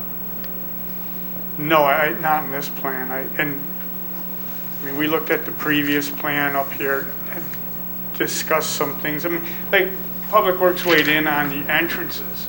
I know at the last provision, they wanted to line up with the church entrance. So it's things like that that Public Works has always looked at, is site distances, the roads, the cul-de-sac lengths, things like that. Dan, does Public Works want to look at it before it goes to Common Council for the GDP? But we meet next week. When is the next council meeting? After next week. I mean, to my intention is not to delay to this at expedite all. this, I can reschedule our next meeting in 2 weeks and cover this. Our council meeting's Monday, I believe, isn't it? Can you look it up? Because I'll look it up. it's hard for me to play around with the computer.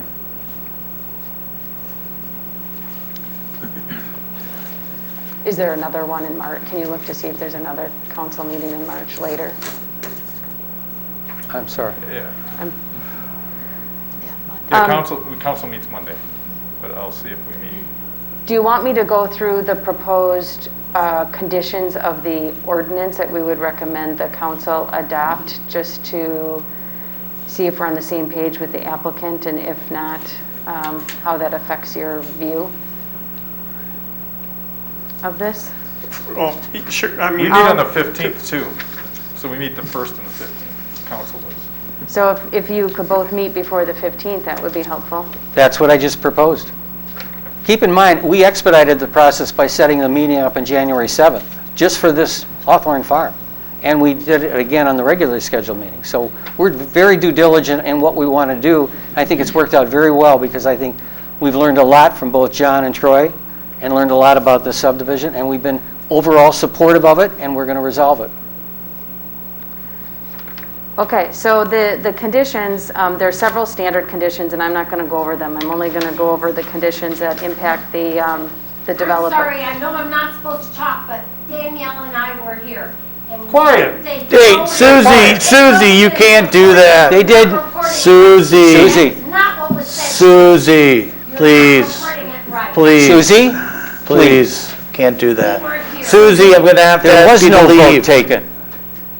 Susie, please. Jim, please don't respond.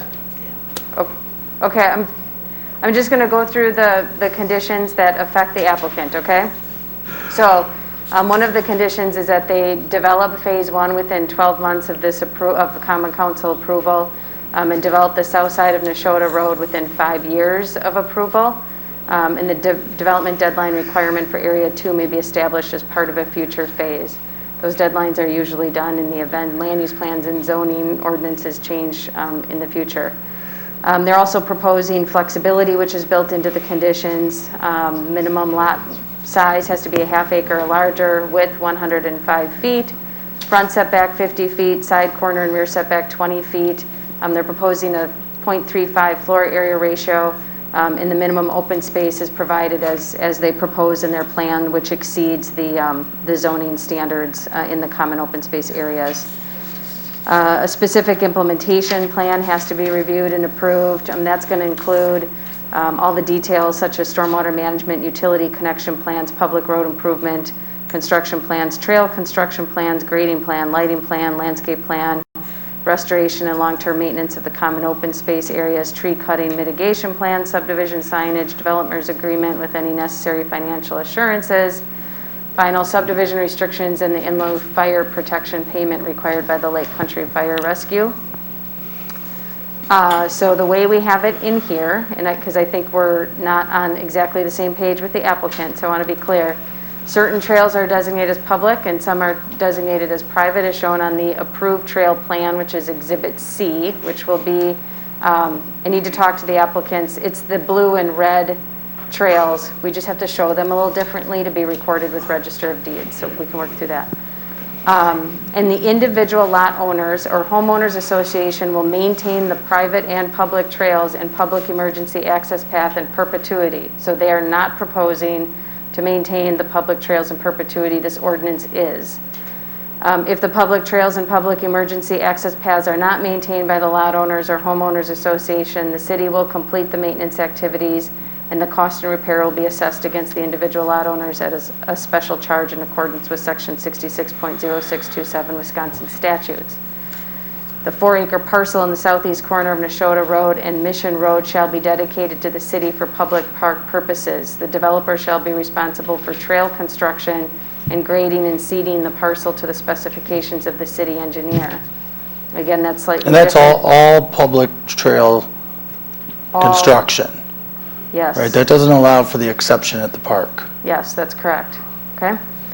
The common open spaces shall be owned in an undivided interest by all the lot owners of the overall development, except the property owner can or developer can retain ownership of future phases until such time the phases are developed in accordance with an SIP. They cannot be sold for any other purpose. The emergency access, again, needs approval as part of the SIP. And the homeowners association or lot owners shall maintain the access routes at all times so that they are passable by emergency vehicles, which I believe they are willing and proposing to do anyway. So just to be clear, the emergency access lane is public Public, allowed. they are maintained, the lot owners will maintain it. But the public can walk along it to get through there, to the cul-de-sac. The amenity barn. So is that correct? Is that what it says in there? Well, it says that they're public, so that's implied. It Okay, doesn't, I just wanna make sure. Go into the, in detail about who gets to use it. The amenity barn on the north side of Nashotah Road is limited to use by the lot owners within the subdivision development and their guests. No live music or public events are permitted. No parking lots proposed or permitted. The specific dimensions and location of the amenity barn shall be reviewed as part of the SIP. Do you have any issues with that condition, John? The idea there is to prevent the event barns, wedding barns, et cetera. Yeah, that's fine. I guess we just want a placeholder that we're going to be allowed to build something there. And Okay. the future details, you saw a conceptual view of it. We've never really discussed it before you. So, yeah, of course, I think that's fair. Okay. As long as we have the ability to settle on something in the future. And then area 2, if they want to use the Knopf Farm for development on this subdivision, they do need to include it in either this phase or a future phase. Let's see. And then the future road extension that provides access to the adjacent property to the north shall be reserved or dedicated to the city as part of phase 1 development and shall be constructed at such time development is proposed in area 2 or at such time the adjacent property to the north is developed. So that way they can't get out of not putting that in. And the reason why we're waiting until area 2 gets developed is the density of area 1 doesn't really need it, but the density of the area to the south does need that acreage where the road's proposed to go. I don't think there's anything else that's really important to bring up here. The specific construction and maintenance responsibilities of that future road will be established as part of that phase 2 development, area 3. And that wording includes the dedication of a 4-acre park. This does. Yes. And you mentioned something about maintenance and perpetuity that they didn't suggest, but we did. What trails are those? Yes. Public and private trails.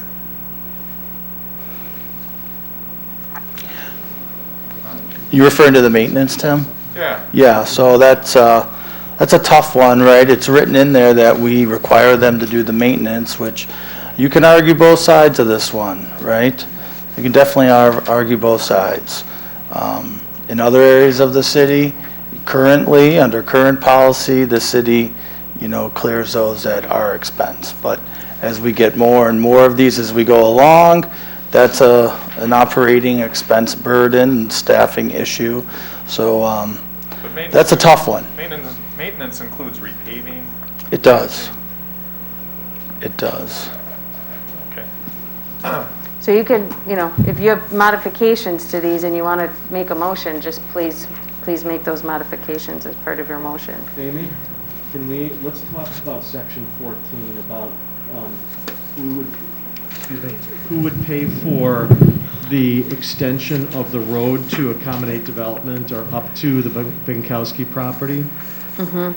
That would be a concern for the owner or the developer to be required to pay for a road that really would serve them no purpose. That will be extended through that up to the southern boundary of the Binkowski property, and because we'll have put in the road to a certain distance, it would seem only appropriate that.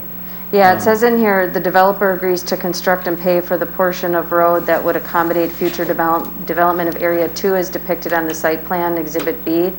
And the developer of the adjacent property to the north will be responsible for construction and payment for the remainder of the road. Okay. Yeah, because we can't allow that to be landlocked. Understood. You need part of it, and we need you to pay for what you can. We're trying to find a compromise there with you. And we can define that a little more clearly when we get to that next phase. Okay. Sorry, we were just unclear whether that meant to the end of those 4 lots or to the. It's, to so the this end of will, the 4 lots. not this particular plan, but a plan like this will be attached, and you will see that dividing So point right here. This is what they'd be Yes. obligated to. Right. Okay. Yep. Right. Yep. Understood. And this is, which amendment is this? Is this the land use plan amendment, or this is? It's all of them. So the all- way you went through Attorney all of it. Hammis and I discussed, this ordinance will actually affects the land use plan, rezone, and conditional It's like use. be done in one motion, that I think you should still do 3 motions. reference the ordinance, proposed ordinance. For each one. And then when they do the specific implementation plan, that will be added language for each phase then, if that makes sense. I have a question. If we're approving the GDP based on this density tonight, and they don't do Area 3 for a few years, and they change from the townhomes, are they required to stick to the density we're approving tonight? Yes. Okay, I just wanted to clarify that. Yeah, and And if for some reason the land use plan and the zoning ordinance change, then they might have to come back and amend this Amend that, document. Yeah. okay. Then my other comment with Public Works is, I know we always look at SIPs. Right. The GDP would be advantageous if we're not delaying anything to look at next week, Wednesday. Just in case they, sometimes we get to the SIP point and there's issues, and then it's like, well, now we gotta make some big changes. I don't anticipate any with this, but if Wednesday's meeting is That's probably one of the benefits of why we have, you here representing that committee, because if you do see issues, then hopefully you will be able to point them out, right, Dan? Yeah. And if we're, because I mean, normally on the that doesn't surface here, happen. when you get the engineering drawings and there's vertical curves on the shore road, that's where we got in the issues last time. We aren't seeing any of that this time. We had some issues Right. with, are we gonna require a passing lane, the site distance, obstructions like that. Yeah. So, and that, I think we were looking at the SIP level. Right, it is at the SIP level. And that's fine. I guess when I looked at Amy's recommendations were to make these contingent upon Public Works and Park and Rec. Yeah, and I don't know, having never We done could- this before, Sure, I we don't could- know exactly how that works, and then if you make changes, it's gotta come back to the, So that's what we can't have, that's what we can't have. Adding 30 days of everything. We can never give a straight answer to the applicant of how long it's gonna take them to get And through the I'm fine process. with that, looking at Public Works gets a look at the SIP level. Yeah, you'll definitely get the kick at the cat at the If GDP works SIP. out, that would be nice too, but if that's gonna delay it. So Amy, to close this out on Park and Rec, If we have a meeting in 2 weeks, does that give you enough time to put it on for the next meeting, council meeting? We're good. The goal, Jim, as it always has been in the past, is to make a motion here on the GDP. I'm sorry, I couldn't hear you. The goal here tonight is the same as it's been for every planning commission in this situation, is that we're making a motion based on the GDP, right? At the SIP level, that's typically where other committees might participate. Okay, so what we've talked about as a tentative proposal and agreement, I want to get at least it in front of the commission for them to approve or not approve. I can't do that for them, but I'd like to have it included in there so we don't have to. Yeah, so you're in charge of your committee. You can put on the agenda and action for what you seem fit and schedule your meetings. Well, what I'm saying is I'd like to be able to vote on something knowing that I can at least subject to our review and approval of that, the park. We don't have a past practice of having the GDP contingent upon the approval of Park and Rec. That's just not something that I've ever been familiar with, and I don't understand why we would start that practice now. Well, and So proposed changes to the ordinance language, can we make those in a motion now? Right now? Then refer to them in the, Yes. as opposed to doing it 3 times in the different amendments? Oh, yeah, I think, yes. I mean, I'd like to propose that we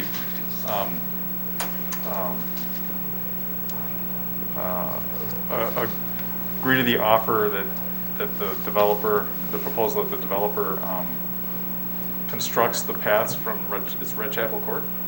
Yes. From Red Chapel Court to Neshota Road along Mission Road. Well, that's already in there, right? But no. It's already in. The developer constructs them is already in there. It's already in there. And that upon completion, the city is responsible for future maintenance. And So you want to take the responsibility of the maintenance off the developer and onto the city? I mean, we've That's what we do in other places in the city currently. Yeah, I mean, that's consistent with what we do elsewhere, and I'm just saying that because there might be some changes we want to make or whatever. And but anyways, I think that's reasonable. We're the ones who requested the path there as opposed to the south end of the development. Mm-hmm. So that's one change I'd like to make, and also that the park, that 4-acre parcel on the corner be allowed to be used for stormwater management for future phase development, and that the 4-acre park dedication isn't required based on the layout and form of the development. So no 4-acre park at all? And I talked to Tom about this morning, and he thought if they need stormwater management in that park, it could actually be an amenity to the city, that we would just... Maybe do an easement if you we want would to have let an them use easement it where for they have to- stormwater, but yeah. Well, that sounds better. And then still dedicate the park, just allow them to have an Makes a ton of easement. sense. I think that it accomplishes the goal Right. of what this was discussed. I see a point where are you now, where can I go from here, type of a pavilion or something that Park and Rec might want to decide, so. One option is if you really think a 4-acre park's not necessary in the future, I mean, maybe this 4-acre dedicated park is required and maybe transferred back to the development if deemed unnecessary in the future by the city. I mean, if you want to go that way. We could always transfer it back. So with that motion... Yeah, I would it just take seems- it, make the motion to include the easement, that way they have to maintain the runoff area and development and so forth. We don't want the city having we don't want to own to maintain that, so, So if the city has an easement? yeah, just do it as an Every easement. stormwater facility has a maintenance agreement, whether that ties them to maintaining, Yeah. whether it's on our You get what I'm property saying? or... I'm really just looking to say, I want them to build the path along the road. Right. And I think that's fair, as long, Right. if they want in exchange for that, I know that it's my district, I know that the people in Mission Prairie aren't looking for tennis courts and swing sets on that corner.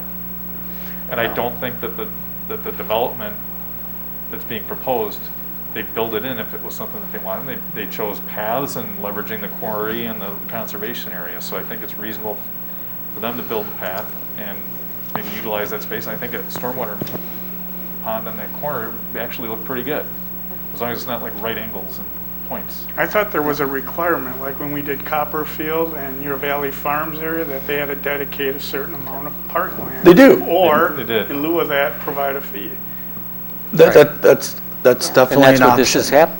that's what it works. Here we're That's having how it works put- here. Here we're having them build a city path, right? I mean, we're having them do the bike path or the pedestrian path along the whole section here, as opposed to, like, I don't have one in my neighborhood, and what we're looking to build is on the city's dime.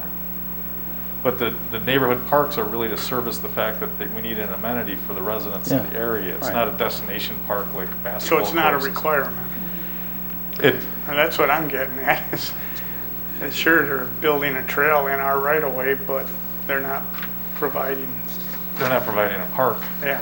But the park Yeah. is because. They could still we wanna provide the require- park if you gave them an easement to, to be done at the SIP level. All right, so.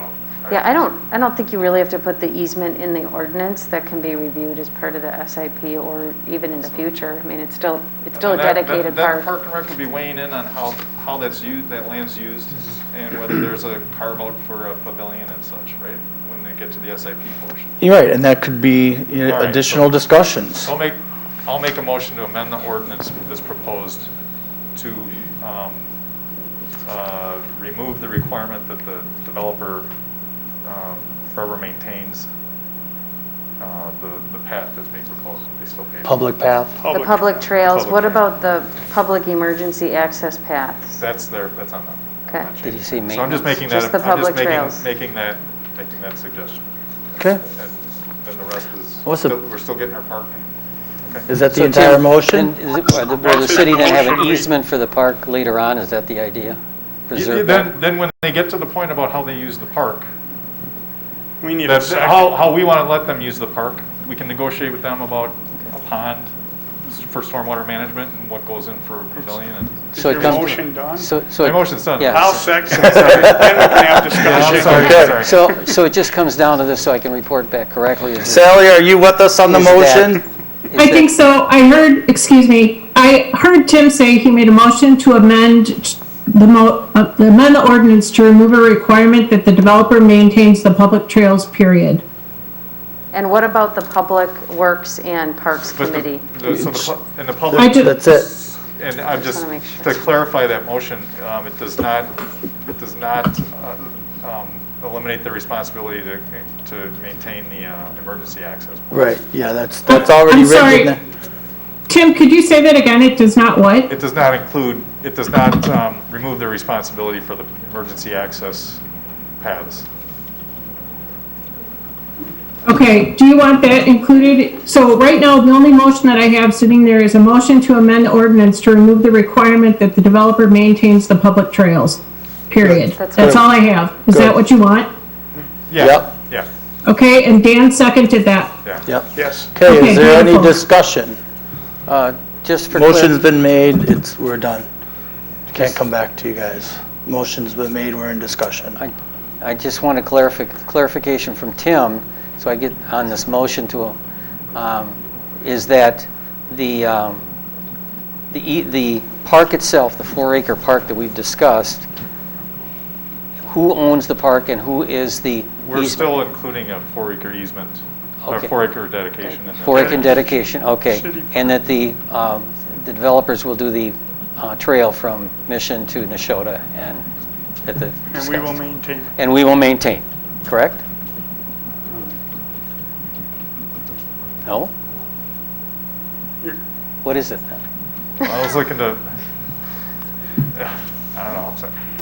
Well, as it's written in here, in the ordinance, they're constructing the trails, both Yeah. public and private, and you're saying we'll maintain them. They don't, I mean, I can just tell you, they don't want to construct the trail on the park land. I right? understand that, I'm just trying to clarify Tim's motion was that everything in the ordinance is fine, but you want to amend it so that Public Works maintains the public trails. Correct. That's all his motion That's said. all. He's approving it The as only written. That's the only change I'm And- proposing right now. Right, Yeah, I get it. okay. Any other discussion? Well, I just want to make sure, and there's no misunderstanding, is that the proposal that you've made, which I'm going to convey, and I've basically, you can hear from my message that I'm in agreement with, is for those trails to be constructed. Am I right? You got, John? Jim, that. It's between us here, right? It's now. right here. We can We're add dis- our I motion. just- We're I didn't- discussing the motion. Yeah, I just want to make sure it's all clear to them, too. Okay. They don't agree with it. What? They don't agree with it. They don't There might be agree another with motion coming. But I thought they made the proposal. No, Okay. Tim makes the motion. Oh, that's a separate We're motion. discussing the motion. Oh, so that's a separate motion. Okay. Losing our way. All right, so are we done with the discussion here? I think we are. All in favor, say aye. Aye. Opposed? Abstentions? Passes. Sally, did you get everybody's vote on that? I did. I heard the motion carried unanimously, if I heard correctly. Okay. So something that got lost here is the idea that you'd get benefit out of using that property, that 4 acres Right. for stormwater management. Well, we can take care of that at the SIP level. I mean, so the entire intent here is to say that a 4-acre park is not a vital asset in that corner, and but the land would be dedicated to the city, and we'd be working with you on how it's used. So making Right. an easement to use for, do you understand what I'm saying? Can I So- comment? Yeah. Yes, now you can talk. All right. I just want to make sure. The whole idea was the give and take of, okay, if the park is not necessary, the developer will pave that trail all Right. the way through what was Yeah, going to be the park. We got that. Got that? Okay, so, We just disagree. well, it just complicates it because I think the offer was for the developer to put a little shelter or something down on that corner. And we can still have those as an discussions. amenity. Oh, yeah. Right. But the developer does not want to have the responsibility of grading, seeding, and maintaining that park in perpetuity. That's a critical issue. Was that part of it? Oh, That's in the Yeah, ordinance. no, not maintaining the just- park, but it's actually in the land division ordinance that the developer has to grade it and seed it because, and it's very common in municipal ordinances because they're grading the site at the time of construction anyway. So that's in the land division ordinance as a Okay. requirement. And it is in this ordinance, but not long-term maintenance of the park. Well, obviously, that's going to alter if we come to an agreement during the SIP that you're going to use some of that for water retention, right? A lot of that it would be in flux. Would you agree? If everybody stays the same on the plan commission, everybody's here. I'm good with that. But I know how fluid We're going to get you through this process quickly, and we're going to get it resolved, and we'll Yes, all so be let's here. get it done. But I just want to make sure that the developer is not strapped with maintenance of that in perpetuity, because No. that's what the No. park. No. That's not our plan says. intent. No. It's not our But I intent. do see that a prime area for when you're stripping topsoil, to put topsoil piles there, you're gonna tear it up probably Sure. anyways. And No, we and totally grade it, understand that. and then you have to seed it for erosion. Yeah. So Now, if you put a stormwater facility in there, then there'll probably be an easement for you to maintain the stormwater facility as part of the development, so, but that's, But you'd have that, no matter where you no put matter it. where you put that, you Yeah, would you're have going to to. require a stormwater easement in the stormwater management plan. Yeah, Right. Anyway, so Whatever you that's do. fine. okay, It's not a problem.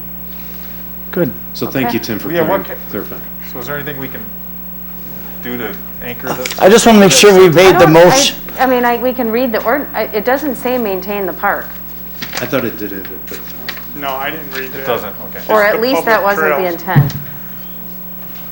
I remember reading it either. The shall dedicate to the city for public park purposes, the developer shall be responsible for trail construction and grading and seeding the parcel to the specifications of the city engineer.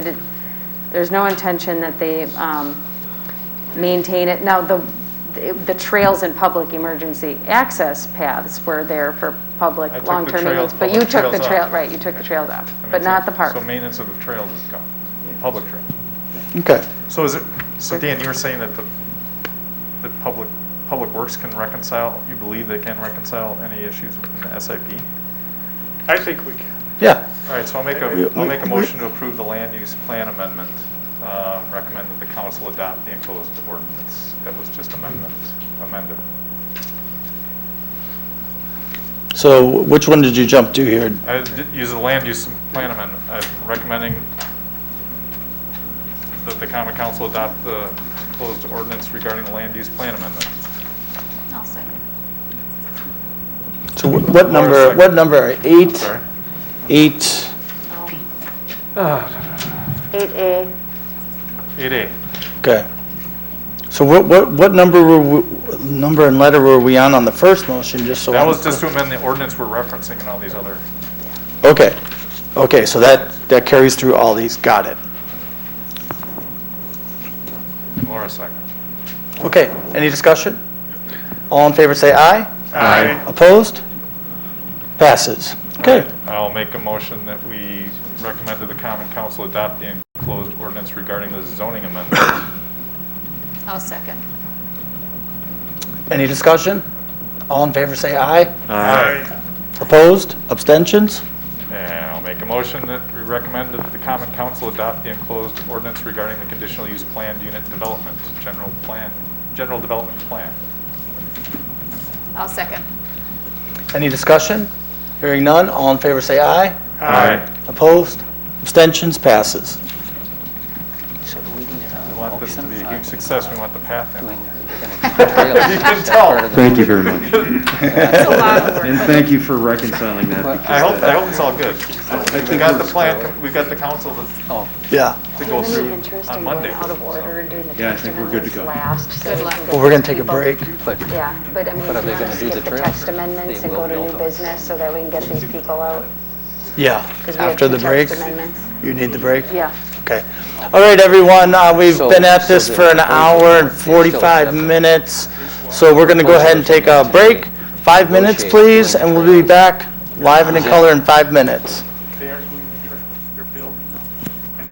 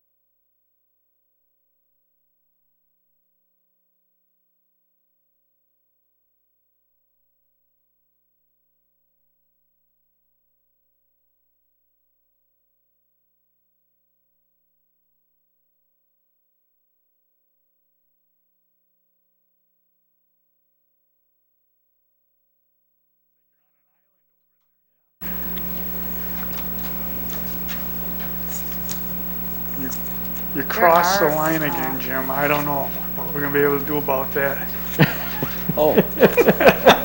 Okay, guys, folks, everyone, we are back. So we are going to move forward with the agenda, and I am going to jump to 9D, DLC 0782.001.001, 1807 Nagawicka Road, DLC 0782.996.003 Nagawicka Road, DLC 0782.983 Nagawicka Road, and part of DLC 0782.002.002 1819 Nagawicka. Owner, Maradi LLC and Siglinda Weisgerber Revocable Trust. Applicant, Krister Keefe. Come on up, Chris, and now we'll have you do your regular presentation, whatever you'd like to add to the Planning Commission, and we'll have our back and forth discussion.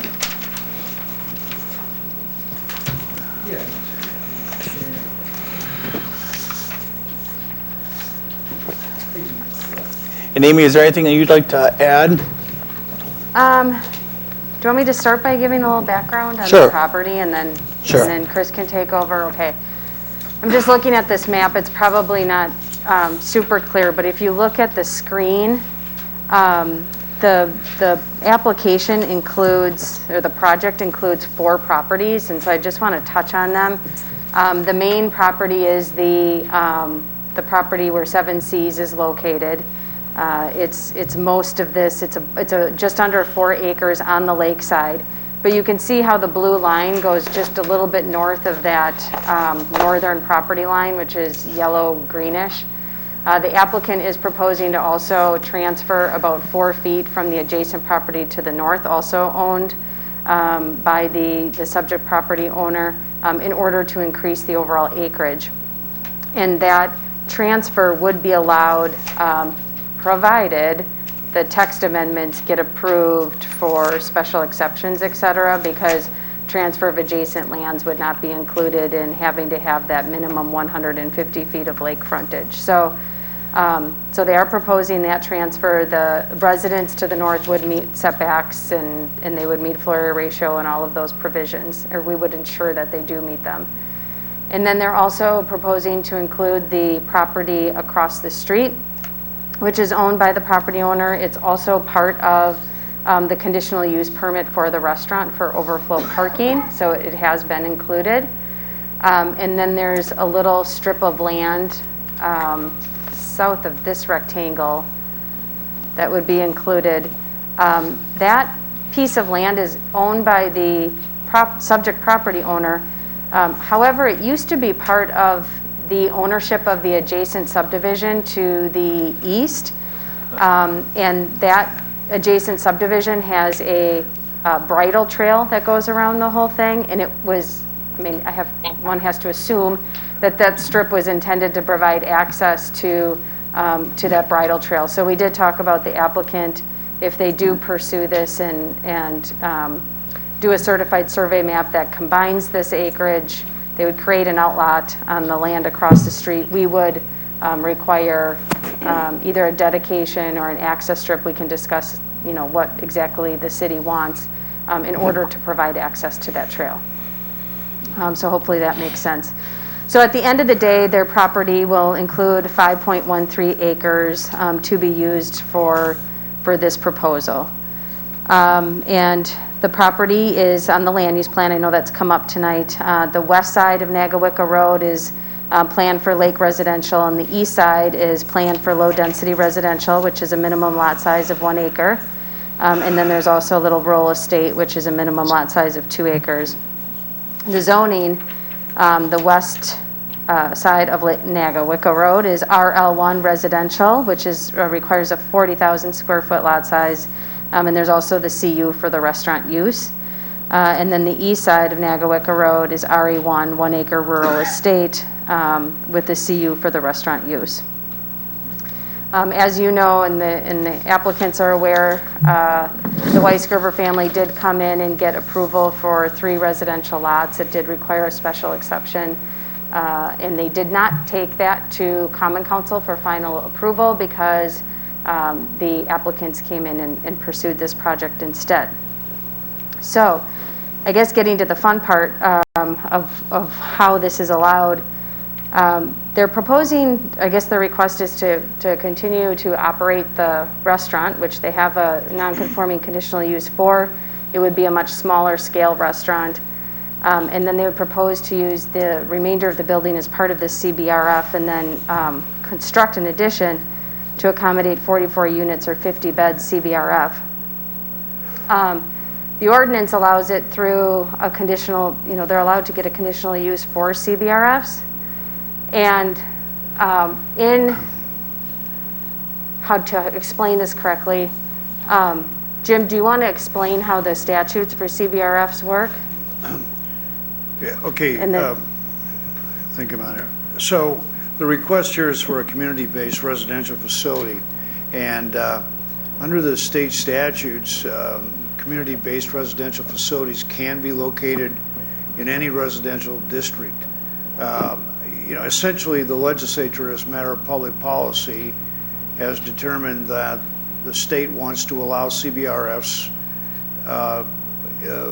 in manners that they're intermingle with residential uses, including single-family residential uses. And, I think what we have 2 already in the city, Rogers, and then There's a heritage something or other. That we've approved. And as Amy said, under our statute, we allow community-based residential facilities essentially in any district by conditional use. And you may recall, and we've talked about this before, several years ago, the conditional use statute was amended, and it took away a lot of discretion that otherwise had been exercised by municipalities in denying conditional use permits, right? So the law now requires that if you allow a conditional use in a district and an applicant makes an application, so long as the applicant complies with the conditions in the ordinance or reasonable conditions that are based on substantial evidence that are imposed by the Plan Commission, you must grant the conditional use. And I think we all sitting here have had some experience with that with the gun club, right? We've gone through the whole thing as to what can and cannot be allowed. So you have a situation here where the applicant has requested a conditional use permit, and you're at a stage where you need to determine whether to set it for a public hearing or whether you want additional information before the public hearing. Now, there are a lot of questions that were raised tonight, certainly legitimate questions, that might reasonably be raised, such as I made some notes. One of them was on a setback issue. I think Amy can address that more. There was issues related to traffic. Is the Plan Commission going to request some kind of a traffic study as to what the impact would be? I don't know, but those are issues you may want to take a look at. There were representations made in the initial presentation that the residents of this facility wouldn't be driving. What does that mean? That they're going to be prohibited from owning vehicles and keeping them on the property? Or how are you going to address the parking issue in relation to what's being requested? And also the number of units themselves, 44 units, 50 beds, how was that arrived at? And simply because that's the request doesn't necessarily mean that is precisely what has to be granted. Just like, whenever you get a conditional use, say, applicant makes, if it's a business, they propose certain hours, and sometimes they're modified. So the bottom line is that you have an ordinance, a municipal code that allows the CBRF as a conditional use, and you're required, if there's an application, to set a public hearing. The issue, I think, tonight, is whether you want additional information, more detailed plans before you set it, or you want the applicant to be prepared at the public hearing to present that information. At the same time, we heard many comments tonight from residents, but they certainly, and what was said tonight, and I hope this doesn't get lost on those people that spoke, what's said tonight isn't part of the public hearing or the evidence that's presented. It has to be presented at that hearing. So if there are issues relating to how it's going to impact value and so on, that's the type of information and evidence that needs to be presented at that public hearing for your consideration. so. And as part of that public hearing, when the, and I'm not done with the report quite yet, but for the public citizen comment sake, the statutes do require that they submit substantial evidence, the applicant and the people that may be against the project, substantial evidence that they don't meet the purpose of the ordinance. So saying that my property values are going to be decreased or traffic is going to be impacted, we need to know how or why and have evidence behind that. So that is specifically stated in the statutes. The idea being that people can't just deny or oppose something because they don't want it in their backyard, or to not substantiate that it doesn't meet the purpose of the ordinance. And as far as the zoning and land use plan goes, one way I like to look at it is, yeah, it's a single family residential district, but like the city also allows churches by conditional uses, and I think that's a good example. A church isn't a single-family residence. It's not an agricultural use in an agricultural district, but the city has made a decision that these particular uses are allowed in any district in the city, provided they meet the purpose of the ordinance, or they meet the provisions of the conditional use section. The ordinance, does not have any specific conditions related to how many units are allowed within that, but again, of course, as Jim said, we can tie it to the, if there are issues that need to be addressed, such as traffic and parking and what have you. Yeah. So hopefully that makes some sense. And then as far as density goes, I know Chris touched on this a little bit, but I also just want to make it clear. So they're proposing 44 units or 50 beds. So some of those units are going to have 2 beds for married couples or partners. But the living spaces are going to be very small. They're not your typical apartment or condominium living style. They're 300 to 500 square feet, I believe. And most of them do not have kitchenettes at all. The ones that do, there's 16 units that have kitchenettes. They do not include a stove range, so they're not a full kitchen structure. So just keep that in mind. Again, multifamily is not allowed in this district and wouldn't meet the density standards and what have you. So if it was approved, it would be approved specific to a CBRF. And Chris is a CBRF operator. He understands that once you exceed a certain level, those folks have to go. And he probably will talk about that later, because I know that came up. The applicant is proposing to raise the covered patio, the outbuilding, and the second story of the boathouse, and then construct the 28,460 square foot addition. It's 2 stories with a partial lower level area that will be used for mechanicals, etc. There are individual patios being proposed on the south lot line, and there are also solar panels being proposed on the roof that will face the south property line. The existing restaurant building will be renovated, and there will be overhead utility lines that will be relocated underground as part of the project. They'll have less impervious surface than they have now actually, because some of that parking lot will be removed and replaced with the structure, and then those outbuildings are being removed.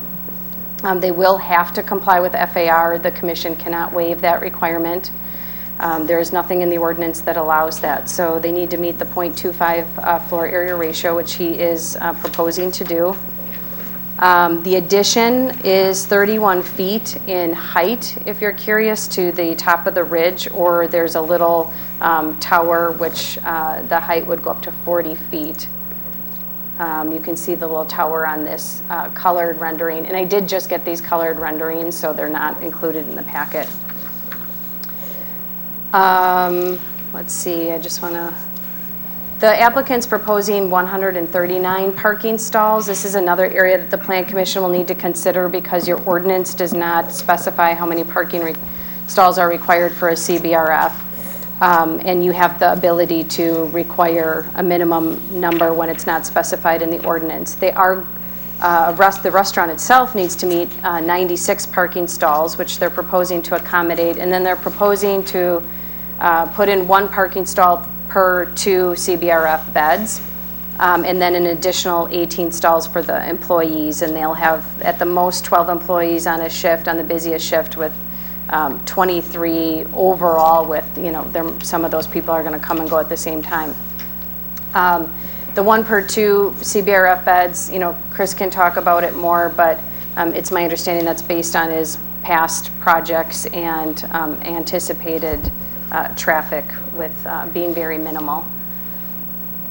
So the Plan Commission, again, does have the ability to look at that. Stormwater management will need to be reviewed on this property.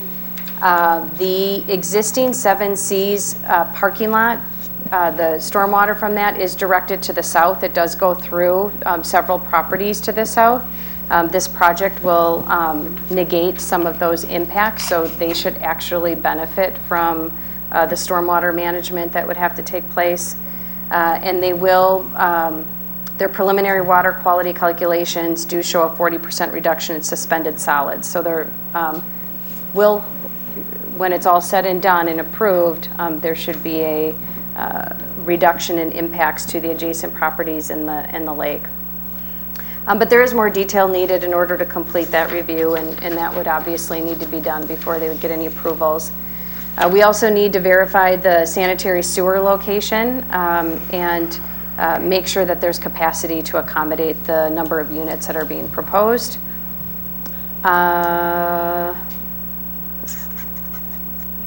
Amy, Emergency. There was a question, Amy, if I might, there was questions raised about noise, apparently from the existing or the former operation. Is that proposed to be modified? And I think a question that was raised relates to the operation of the restaurant. Is that to be leased out to a separate entity? Certainly not the entity operating I wouldn't think, the CBR.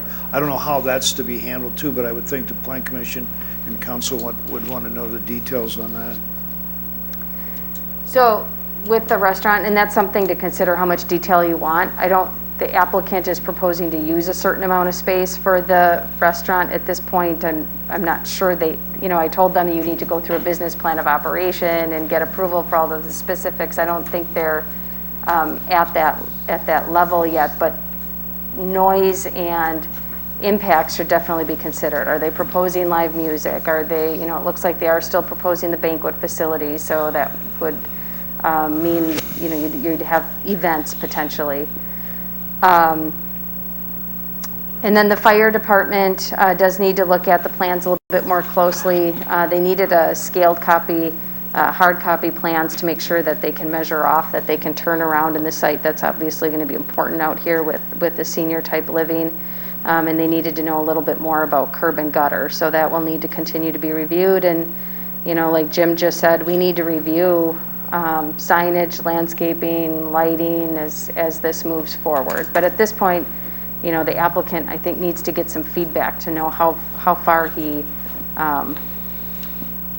takes these plans and what you're looking for.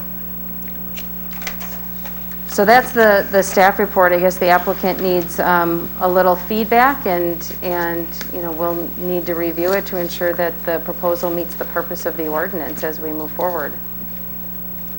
Floor is yours, Chris. Yeah, thank you very much, Amy. Appreciate it.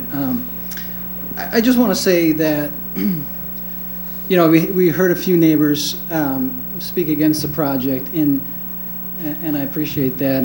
I could definitely work with them on some of their concerns. I don't feel you heard the majority of the people, though, and that's what I really want to stress, is that a lot of people don't know about this project yet.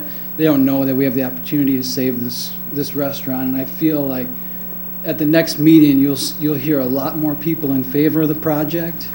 We really I didn't think there was going to be public comment at this meeting, so we really didn't let a lot of people know about what we're doing. So I do feel once we get the word out to other people in the community, you'll have a lot more positive feedback from the majority of the people in the community, because there's so many that feel the way I do as a resident, that really enjoy that aspect of having it on the lake and feel like it brings the community together and gives us that opportunity. It's been a landmark, like I said, for many years, and so I do want to mention that to keep in mind. Okay. And yeah, this is a conceptual meeting. We wanted to present the plan and get some of your initial feedback. It is a facility we're proposing for disabled seniors, and we want to be able to provide those seniors an opportunity to stay and live in their neighborhood and where they grew up and lived their whole life and in the community. That's the intent. So again, speaking on the restaurant, on the restaurant function, want to keep that open to the public like it has been, gives that opportunity. At this point, we do plan on managing the restaurant. In our other facilities, we do have to hire on a full kitchen staff to provide meals for the residents. This will give us an opportunity to do that as well as serve the public. So we'll hire on our own staff and control the quality that way. So. Can you tell us how you arrived at 44 units? Is that just a math? Here, Mike, Kent. Can you tell us how you arrived at the 44 units and the 50 beds, and was it simply a math situation to make sure you could cover the cost of the property taxes and the acquisition of the property, or is there some science behind how those numbers were arrived at? Yeah, there's a couple things. So operating a good quality facility, you need right around that number. Okay, so we have a facility we have a community in New Berlin, 48 beds. We operate that very well. We're able to make it work. We're really engaged in quality and making sure we have the support staff to meet the residents' needs and provide a great facility. So, you know, if I propose, I wouldn't want to propose like, you know, a 20, even a 30 bed. It just doesn't make sense numbers wise. You know, making sure that the quality remains high. Additionally, it does help financially sustain the restaurant and the property as a whole. You know, paying all the expenses. So that's kind of how I arrived at that number. These we call them unit, but I like to think of this as one property with several bedrooms, if you will. These are not typical dwelling units, like Amy mentioned. They don't have stoves or cooking appliances. You know, they're smaller units. We encourage residents to come out just like at your normal house. You have your bedroom, but you come out to the common space to do your activities and hang out with your family and enjoy meals in the dining room. Very similar concept. So I wanted to address that. As far as driving goes, I can speak from experience at other location. None of our residents drive. So do we have the, you know, exception cases where, you know, perhaps a resident would have a spouse that would move in with them and they would drive? Yes, potentially we might have one or two of those. But that's how I address the parking situation and the driving situation. Is it's going to be extremely minimal. Chris, how many, based on your other properties, how many times do people get visitors a week? I can get that answered for you. You know, unfortunately, we don't have a ton of visitors. COVID restricted visiting, but prior to that, it really fluctuates. Some residents had no visitors. You know, unfortunately, some other ones had more frequent visitation. So it just varies, but I can try to get a more solid answer for you on that. Do you know what a typical length of stay is for your average resident? Is it 6 months, a year and a half, 4 years? I have no idea. That's why I'm asking. It's a couple of years. A couple of years. Yeah. You know, we've had residents stay with us for over 15 years, believe it or not. And we have others that unfortunately came and were only with us for 6 months and, passed away unfortunately. But those are, so it skews the numbers a little bit, but, they're long-term residents. They're here. They lived in the community their whole life and they want to stay here. And we want to provide that opportunity for people. There's neighbors that have come to me that said, my mom or my wife or my grandma would love to move in here. She'd probably be your first resident. They've said that already to me, and that's just in this little neighborhood here. I mean, this is, it's really important to provide this needed housing for disabled seniors within our community. Chris, sorry. I was going to ask you, is this for only disabled seniors? Because you've mentioned disabled a few times. Yes, yeah, thank you. Yeah, it's a community-based residential facility serving frail elderly. So usually frail elderly that move into a community-based resident facility do qualify as being disabled. Okay. Is this to the point of like assisted living, but not quite nursing home? Correct. Okay. Yes. Where's the dividing line on that?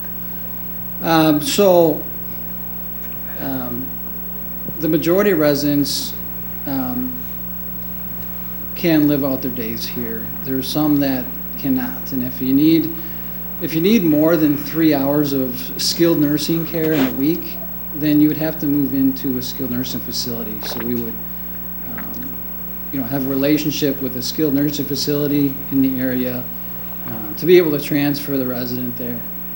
There are times where the resident would transfer there, get better, and then come back to us, come back to their home. So.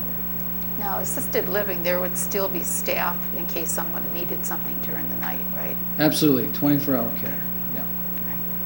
So there's not a whole lot of difference between assisted living and a nursing home.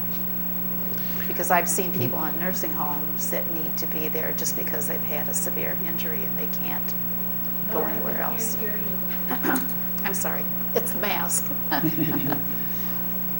I've been in many nursing homes, and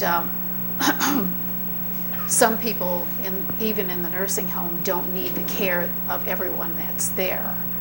So I'm trying to understand this assisted living versus nursing home, and where is that dividing line?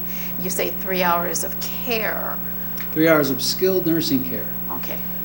Not 3 hours of care in general. We can provide 24-hour care to seniors, but if they need skilled nursing care, so, for example, if they needed intravenous, medication or, intravenous therapy, that's a skilled nursing care that they would have to get into in a skilled nursing facility. Yeah, because they would have to have drugs a lot of times, yeah. Okay. I'm having a very hard problem with this in that I understand and I don't mind a assisted living within a residential area because it's residents. The part that I'm having a real problem with is that this is attached to a public restaurant. I don't find that to be because I've been in many nursing homes all over, and I find many times when I go to nursing homes or assisted living in that, they're very calm environments. They many times are in a residential area that I've been to where it's calming. Having a public restaurant attached to this and them overlooking a large parking lot that you have banquets and stuff and slamming doors, lights all night long, I don't feel that. I feel it's like apples and oranges here. We have to pick one. I'm not in favor of the restaurant part of it. I'm in favor of the residential part of it, simply for those reasons. And there doesn't seem to be any kind of green space where these people can get out of the building and get to enjoy a nice summer day I did it many times. My mother-in-law was in one, and I would take her out. She was in a wheelchair, and I'd take her around because they had beautiful gardens and that, and we would go around. So I don't see that with this development, where there's a separation between the public and what I would consider a private residence.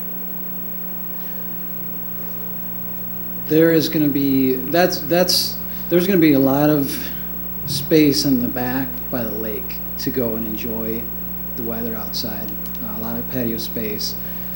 That's the advantage of having this property on the lake, is you can see those views and have the, watch the sunset and sit outside and enjoy watching the boats. And it's going to be very, very nice with that regard. There's going to be some walking I agree trails. with that. But the problem I'm having is with the restaurant part. Sure. Because to me, having such a busy, the traffic, the lights, the noise, when you've got banquet, people are going to be out in the parking lot late shouting. They just do. I don't find that that's conducive to a senior residential area. To me, if they want to do assisted living or a senior community, I'm okay with that because it's in a residential area. The part I'm always having a problem with this here is that it is connected to a public restaurant. It's not like there is a land split between the two. And I feel in many ways, because of the past history of this, where we divided it into 3 lots and that the neighbors were actually expecting it to go residential. I feel like we're pulling the rug out from underneath them.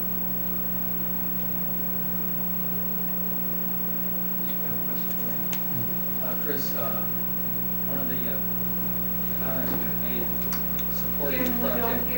supporting your project was the belief that the project will improve the quality of the lake water, add more green space, and increase the city tax base. Yes. Can you address that, please? Yeah, can I refer to my civil engineer, Paul Jenswell? Paul Jenswell. Please speak into the mic. Either one. Hi, I'm Paul Jenswell, Trio Engineering.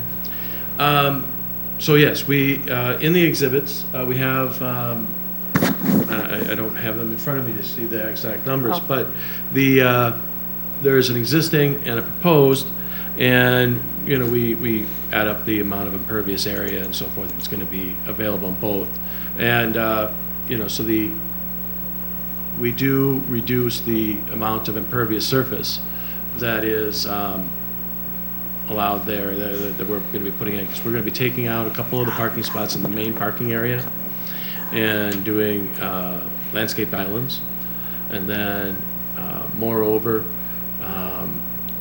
the existing parking lot, the southern parking lot, goes real close to the property line, and we're pulling that away. So we are removing a lot of pavement that gets real close to that southern property and putting in green space.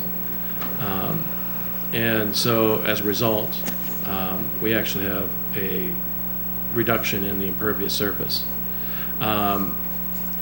Then also, what Amy was referring to as well is that currently the existing parking lot drains down to the lower southern parking lot and drains out through the neighboring properties and goes through several of them before it finds its way to the lake.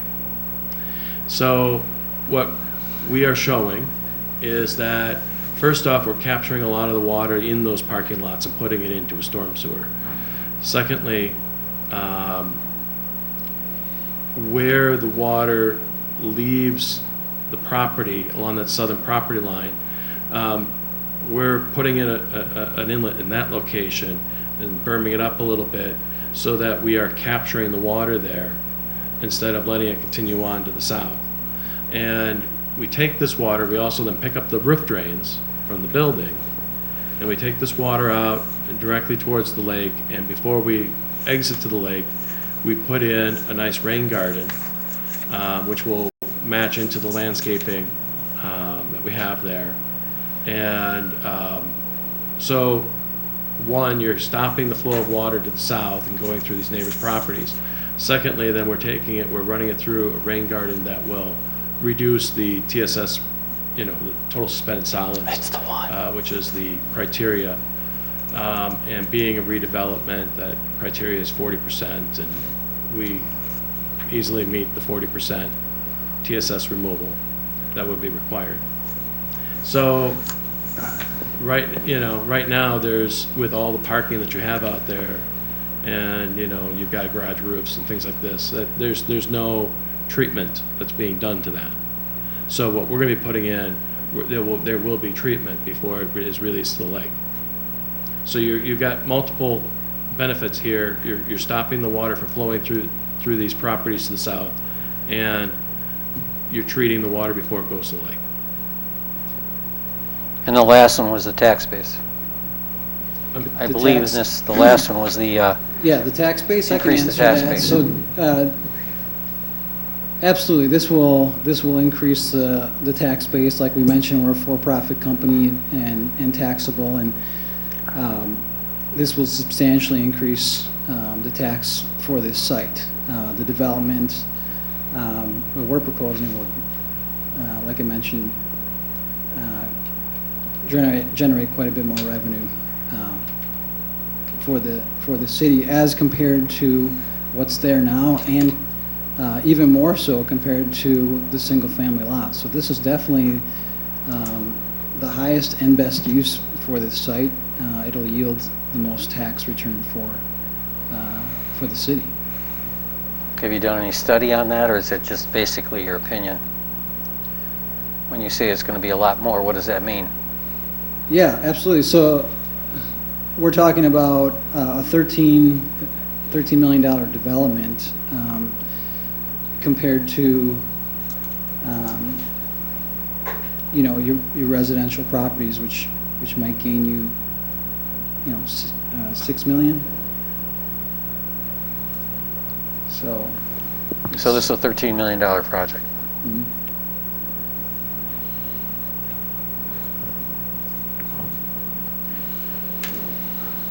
Is there any natural barrier between the south side of the building, the structure, and any of the residents going south? Yeah, there's an existing tree line that runs the whole length of this property on the south. Mature trees, large, and we'll be adding to that buffer as well. Okay.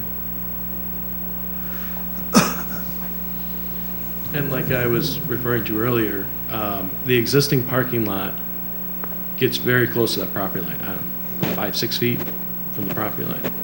And this design stops, the parking lot stops like 25 feet away. So we have a lot of extra green space. We're going to be pulling that pavement away from the neighbors. I guess a comment I would have is on that traffic, which was mentioned a lot from the residents. I think at a public hearing, it might be advantageous if you had an analysis of today's traffic versus CBRF traffic. As an engineer, I understand the peak hour factors, and with a restaurant, obviously it's going to be Friday nights, Saturdays, maybe Sunday brunch. The CBRF, it's probably going to be more distributed throughout the day. It might be advantageous to have the numbers for some kind of analysis of traffic, this versus what was there with the restaurant. And I guess along the same line of numbers is that tax base too. I think people would like to see that analysis. I mean, not in depth, but Sure. some broad numbers of here's where we're at. Okay. Yeah, absolutely. As far as the traffic goes, we can look at analyzing that more in depth. Just thinking out loud, we could also look at maybe, putting a sidewalk in along the property line so that I don't know what the city's master plan is, if you're going to continue that sidewalk through this area eventually. Do you know It's that? all a matter of money. Well, there's nothing in the 5-year plan to extend that south. Okay. But, for this property, I could potentially put in sidewalks and, get residents off the road for this particular area. I don't know if that's helpful. I'm just thinking out loud.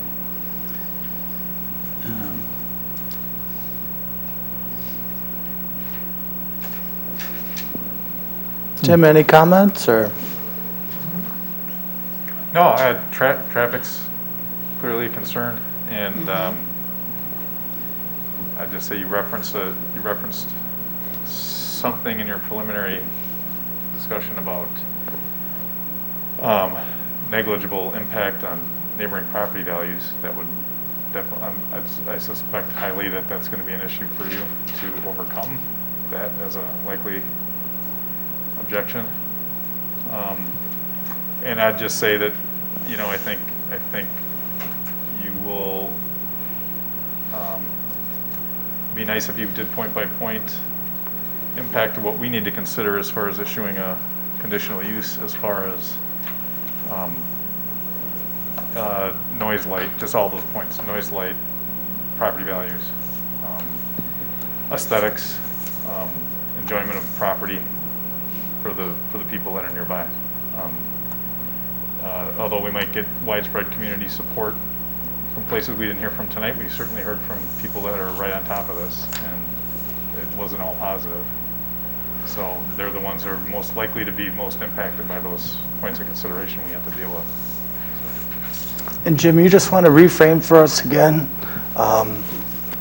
what the Planning Commission's ability is in the longer term with this project? Right. So at this point, under the code, this can be authorized by a conditional use permit, and so if there's an application for a conditional use, we're obligated to schedule a public hearing on it. I think the issue tonight is whether you want to schedule the public hearing or whether you want the applicants to come back with some additional information for you before you schedule it. I think that's what it comes down. Also from the applicant side too, because, as Amy mentioned too, if you should take a look at the statutes governing, but you need, quote, substantial evidence, end quote, or words to that effect. That's what's going to govern the Plan Commission's determination. And I think, as Tim just mentioned, or on property values, I don't think it's, on both sides of people that oppose the project as well, coming in and saying, well, it's not going to increase or impact the property values, or it's going to have a negligible effect. That's simply someone's opinion, but I think that you're going to need something more substantial from not necessarily assessors or appraisers, for example, or maybe the Plan Commission may ask the city assessor to weigh in on it. But you're going to need that type of information for the Plan Commission. So whether you want to go ahead with a public hearing schedule, whether you want to do some more homework on it before you request the Plan Commission to schedule the hearing, that's up to the applicant.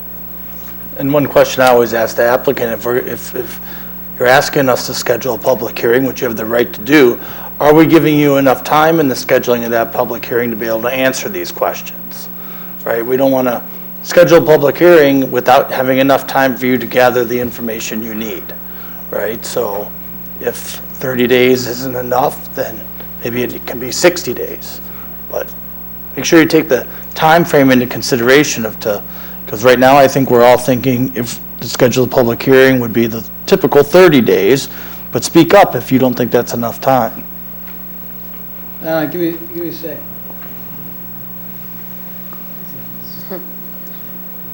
So while they're talking about that, would we be adding a conditional use on top of the conditional use? They have a non-conforming restaurant conditional use. Right, we'd be granting a conditional use for the CBRF. But diminishing the restaurant use by 75% isn't. Well, I think what you'd be doing is anything? be modifying that conditional use as well, because, and that's where, I don't know, again, that's where you're going to have to look. If this were to move forward, that's where you'd look at whether or not you're going to allow outdoor activities at the restaurant or not, whether they're going to be restricted to be consistent with the CBRF concept. But I think you have to look at both of them, Tim. And I have one question, Amy, and maybe it's putting you on the spot, so I'll apologize, but somebody mentioned, and something I know we haven't talked about internally, I've always thought of this as a unique situation, being it's an existing restaurant with a commercial use in the middle of residential on the lake. But what if somebody did go buy 5 lots on the other side of the lake and tried to combine them? Could they repeat this process? For a restaurant, no. The restaurant is approved because it's an existing non-conforming conditional use. But if somebody wanted to propose a CBRF in pretty much any district in the city, it's an approved conditional use in your code. So, unless you look at a text amendment to address specific provisions regarding how big the property has to be, maximum number of units, certain districts, it's a conditional use that can certainly be considered. Does that answer? Yeah, it does. Thank you. I think that just echoes the point that I made earlier is how important this restaurant really is. It cannot be done again. Once you take it away, it's done. And it's really going to negatively impact the entire lake community and myself being on the lake. It's extremely important to the fact that we might consider moving to a different lake. I mean, that's one of the reasons why we moved on the lake. So, please consider that impact. I told the neighbors, we want to be good neighbors. If there's concerns, we will address them and be cordial and think of solutions. We're good neighbors, we're good people, and we want to make sure everybody's happy. That's our goal. So we'll try to work through concerns the best we can and create solutions to issues. So we want to make sure our residents that live here are happy. To your point, if there's concerns with noise or, whatever the concern is, we're going to take action. We're going to address those concerns so our residents are happy living there. That's why we're doing this. So keep that in mind, please. We do think we will have enough time to have a public hearing in 30 days. Should be able to get you that information. And get So some- Chris, just before you make that statement, your application, so we have to notice it in the paper, and we have to do that for 2 full weeks, the second one being a week before the meeting. But the application deadline, for anything you would submit to go with that packet is March 9th in order for us to prepare a full report and have that information available to the public at time of publication. Good point. So you don't really have until March 24th, the meeting date, you have until March 9th. Good point. Excuse me.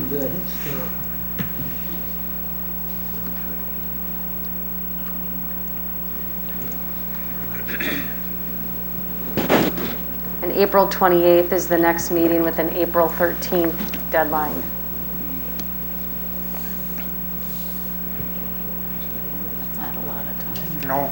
Can you schedule a public hearing for when there? Hey Laura, one thing I'll mention to you is when the memory care facility went up by Pick and Save, we had a lot of neighborhood concerns there, and after that was built, I was the older person there, and the neighbors were, concerned about different issues that might occur with that building. The ironic thing was that I was getting more calls from people living in the memory care facility about issues than the neighbors at the outside. So I guess the I point remember being very it was, well. yeah, I it don't- was, I don't it was mind in, a residential area because I've been to many in residential areas. The problem I have is that there's not enough green space for that residential community. and it's next to something that is very active on the weekends, and it's not very calming for residents. Well, that's what I'm saying, the residents themselves would be the complainants, not even necessarily the neighboring property, so it all worked out at Heritage. This is what it's, you know, I'm just using it as an example, the people that live there can complain They don't have a too. restaurant attached to it, like this would have. They have assisted living in downtown Chicago in the middle of high rises. So I mean, that's not very calming, but I'm just saying, Right. they exist. That's their problem to figure out But if they're gonna want that's people. the idea of living here, is that it's very calming. And you're in a very good residential area where you can take in the lake and you can take in everything that I'm just we saying that's a offer. marketing perception that they have to contend with. It's not a Right. planning issue. Right. It's not our purview to really care. I'm still on the fence. I don't know how to address it. Having the restaurant, I think, is a great opportunity for seniors to go out with their family, to feel like, hey, I'm going to go out and enjoy a night out, and it's right here. It's not that they feel like they're isolated, in their community. They feel like they have somewhere to go, have something to do, and be part of the activity that's happening, in our entire community. So, be part of the fireworks show. Be part of what's going on around, and that's the nice advantage of this entire project. So timing? The issue is, when do you want to public hearing? I think we should go ahead and schedule that public hearing. For March 24th? Yes. Do we need a motion? We need a motion to schedule the public I'll hearing. motion to approve the public hearing for this project on March 24th. Second. Second, okay, discussion? Hearing none, all in favor say aye. Aye. Opposed? Abstentions? Passes. Thank you for coming, Jim. Told you it'd be a long one.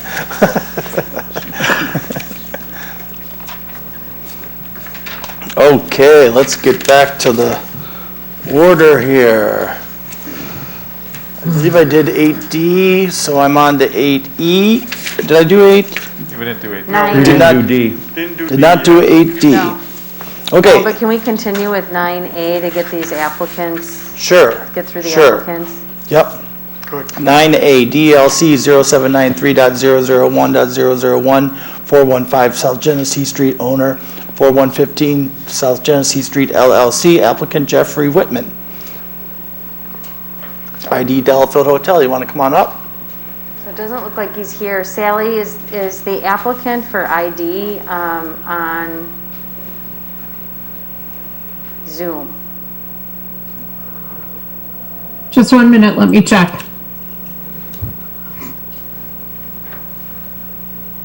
I don't think so. Let me be real sure, but I do not see, just a second, I have to check his name. I don't see him, I'm sorry. Is there anyone else from ID? If you're on Zoom, could you please raise your hand? I don't see anyone. Okay. Do you want to consider it? Well, I mean, he's looking to start this in June, right? So if it went to next month, I can't imagine that causes any problem. I think they, This is the same type of events that they were putting on last year, yeah, correct? I think to speak on their behalf, not to speak Okay. on their behalf, but to do it anyway. I think they need to start planning for the for season, their and planning. that's why they were trying to get on this I don't see agenda. why we can't schedule a public hearing for it. Yeah, and it is, I should mention, good it does point. require a Sure. conditional use amendment because it's a planned development. I'll say that I did attend last year and it was very well done. Very, very nicely done. So I'm gonna go on the hunch that they're gonna be ready, so I'll move to schedule a public hearing for 415 South Genesee Street, conditional use amendment. Second by Dan. Okay, is there any discussion? Now let's make it discussion. They may want to consider flexibility in they're picking a day of the week in their conditional use. They might want to present wording that gives them, they're moving from Wednesdays to Thursdays or vice versa. They may want to look at a number of events and be A month or something? a quantity of events per month or per week, and just so that they could have some flexibility in booking, and who knows when the 4th of July lands, all that other kind of stuff. Yeah. And the other thing, I don't know if the city would have, if we'd want to have this as like an annual, we can't do it, never mind, okay, forget it. I think they'd want some flexibility so they could book a couple events in 1 week when it's peaked or something like that. So. Makes sense. Okay. All in favor say aye. Aye. Opposed? Abstentions? Passes. Okay, 9B, DLC 0798.024.001-606 Genesee Street. Owner Hendricks Commercial Properties LLC. Applicant Amy Quinn. Belfry. Applicant Is it is... past your bedtime yet? And you thought the chamber had long meetings. Hello, everybody. Amy Quinn, 606 Genesee Street. Do you want me to give a brief Yes, please. staff report? Yes. Okay, so I'm sure you're all familiar with the property downtown on Genesee Street, Belfry. Amy's here for a site plan and appearance review, so unlike ID, they have a conditional use for plan development. She does not need a conditional use. She's in the CBD1, Central Business District, and the land use plan is also Central Business District. She has approval to operate a restaurant. She has some outdoor seating adjacent to Genesee Street. She is looking to increase outdoor seating, partially as a result of COVID, but also it's very successful and to continue that moving forward. So if you look at the site plan on the screen, she's proposing perhaps up to 8 tables with 2 to 4 people at each table on the north side of the property. That would be in the grassy area. She's not ready to pave it at this time. And then it gives it that garden feel. There's also that rectangular area is a beverage food table for the servers to help serve the customers. And then on the south side, she's also proposing 5 additional tables with 2 to 4 people with 2 beverage food tables. She is aware that she needs to amend her liquor license with the city to extend that outdoor area. The parking area will remain. However, they do have like small farmers market or music events, and that would continue to take place out here. They're not required to have parking in CBD1, so that's not a major issue, although obviously a benefit for somebody to have on-site parking out here. So I don't think I really have anything else to add. The proposal is pretty straightforward. The only thing that I put in my recommendation is to suggest approval, but that you should consider whether vegetative screening or fencing should be installed similar to what's already out there to make that a little bit more contiguous in order to separate the outdoor dining area from the pedestrian traffic and to clearly identify that space. And if you do, maybe give some time for her to see if this is successful before having to put those improvements in. And then I know we talked about this a while ago, not in the last month, but that at this point grading hasn't been approved at all. So if that surface space is not flat, you would need to propose that for approval to do any kind of grading or reseeding the space. Okay, before we could use it as dining areas, we would need to do that? Yeah, if you have to. Oh. If your tables are going to be like this, you're probably going to need to, right? Right.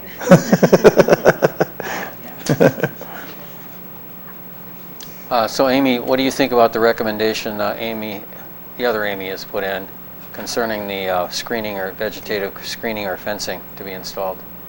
Yeah, I'm not opposed to that at all. I mean, we definitely want and are committed to keeping it look, looking as nice as it looks now. We wouldn't want to change that at all, so definitely look into doing something like that. There's not that much space. I mean, the grassy area on the north side has trees and shrubs around it already. The parking lot side, we could put another planter box that looks just like the rest of them to make it just look like it's always been that way. In retrospect, Just please try to speak into the mic. I'm sorry. In retrospect, I mean, we probably should have had the patios a little bit larger to begin with, but we just didn't know what we know now. So I think the idea of the planters is nice because it gives a little definition to the dining area versus the driveway next to it, because there is a driveway there, and you would want to. It's just the parking lot. It's on the north, on the north side. Yeah. Yeah. Traffic coming in and out from the gas station. Right, so you might Yeah. want to screen that a little bit, and I think planters and that would be nice because it would give it a little ambiance too. Customers feel, I mean, I'm not, your business, but I mean, I've sat at a table like that, right? And when the traffic's right next to you, you feel a bit more comfortable if there's something in between you, right? Of some kind of substance. Okay, is there a motion? Motion to approve with the consideration for the additional vegetative screening. And any Second. grading. And, I mean, in conformance with what was displayed in our plan packet tonight. Second. Jim Ryer. Okay, any discussion? Hearing none, all in favor say aye. Aye. Opposed? Abstentions? Passes. Good luck. Great. Thank you, Amy. Thanks. 9. Yes. Excuse me, I have one quick question. Did that motion include anything about grading in it? All I heard was additional vegetative screening and in conformance with the planner's recommendations. Yeah, that was my intention. Yep. To have the grading in it? No, No. I think that Okay. she will take care of that. Okay, If she needed grading, she's got to come back according to what Amy said, Right. so. okay, thank you. That's all I needed. Yep. You. Okay, 9C, DLC 0751.0782420 Woodland Park Drive, owner Nicholas Brown. I saw him online. And Kevin L. Brown. Applicant is requesting a special exception from the non-conforming lot provision to allow a deck that exceeds the side yard and open space standards. So just before I start, is Nick on Zoom? Can you just call out that you're present? Yep, I'm here. Okay. I'll give my staff report. Thank you for your patience. No worries, thank you. So this property is on Woodland Park Drive. It's on the west shore of Nagawicca Lake. The applicants are proposing a special exception. The lot is currently non-conforming to lot size and lot width, and they're proposing a deck too close to the lot line, and it also does not comply with the open space requirements. The property is owned RL2 Residential Lake, and it's planned Lake Residential. The property is 8,235 square feet. And the existing house is located 1.9 feet from the north lot line, whereas 8 feet is required. On the south side, the home and the proposed deck would comply with the 8-foot setback. The applicant modified the deck in order to meet that provision. The deck would extend the entire width of the structure, and it would extend 20 feet toward the lake. And we already talked about how the lot is not conforming to lot size and lot width. So the Plan Commission can approve a special exception. We've been talking about this for months now. Now that code has not been adopted, so right now there really aren't any provisions. But I think it's important to just think about what you may be approving. And one of the provisions is you can only apply for open space and side yard if it is not conforming to lot size and width, and it is. So they would meet that provision. And then there's also another provision that if you are too close to the side lot line and it's an addition to the house, it can't be any closer to the lot line than the existing structure, which it also meets that provision. It is considered an addition after talking to Scott because the deck does require frost footings because it is adjacent to the house. I do recommend approval with an updated survey. They actually just submitted this survey that I have on the screen, so it's not even in the packet. So it looks like we have the survey. And stating that the property or the existing structure is already non-conforming to the northwest lot line and there's no further encroachment. The space is already similarly occupied with the patio beneath the proposed deck. The lot is screened from the north with vegetation, and the deck will comply with the shore setback standards, and therefore the deck will not negatively impact the adjacent property or natural resources. The only thing I would mention is they did increase the size of the deck from their original request, and so it is fairly large, and so it will be a pretty significant extension lakeward, close to the lot line, and the furthest extent of the deck will still be very close at 3.6 feet from that north lot line. So I know it was important to them to go to the lot line. We talked about trying to make it 8 feet from the line, but I think in the staff report I show a picture. They have a bunch of windows that go across the lake side of the house, and so it just makes for an awkward structure without extending it that far. So I would recommend you at least just take a little time to think about the 20 feet in depth, but otherwise seems like a reasonable request. Nick, do you want me to ask if Nick wants to add? Yeah. Nick, did you want to add anything? I know you're not here. I think you covered it all pretty well. Like you said, we made those changes, and the concern with the width was the windows, like you have up on the screen. We didn't want to have railings right in the middle of a window and kind of offset to the side. I think that would look weird from the lakeside. And we've talked about where it doesn't get wider than the existing structure. And if we're in keeping with the shoreline setback, I don't have an issue with the 20-foot long deck. I guess I'm always curious if there's been any discussion with the neighbors on each side. And there was not, I mean, well, I don't know if they did. Our new ordinance will require I know. notification. I'm just It was wondering. not done that way. Nick, But can you comment on that at all? We spoke to the neighbor that you can actually see on the left-hand side of the photo there, as well as the neighbors that would see this from the lakeside, and they're all in support of it. Most of the houses on this street have similar decks, and they think it'd be a pretty big improvement over what we have back there, since the concrete's in pretty poor shape. Thank you.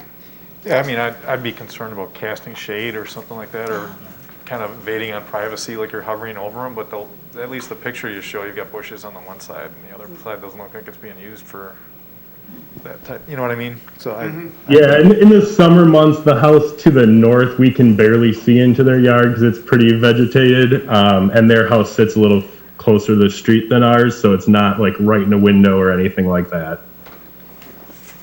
Scott, any comments from the building inspector? None.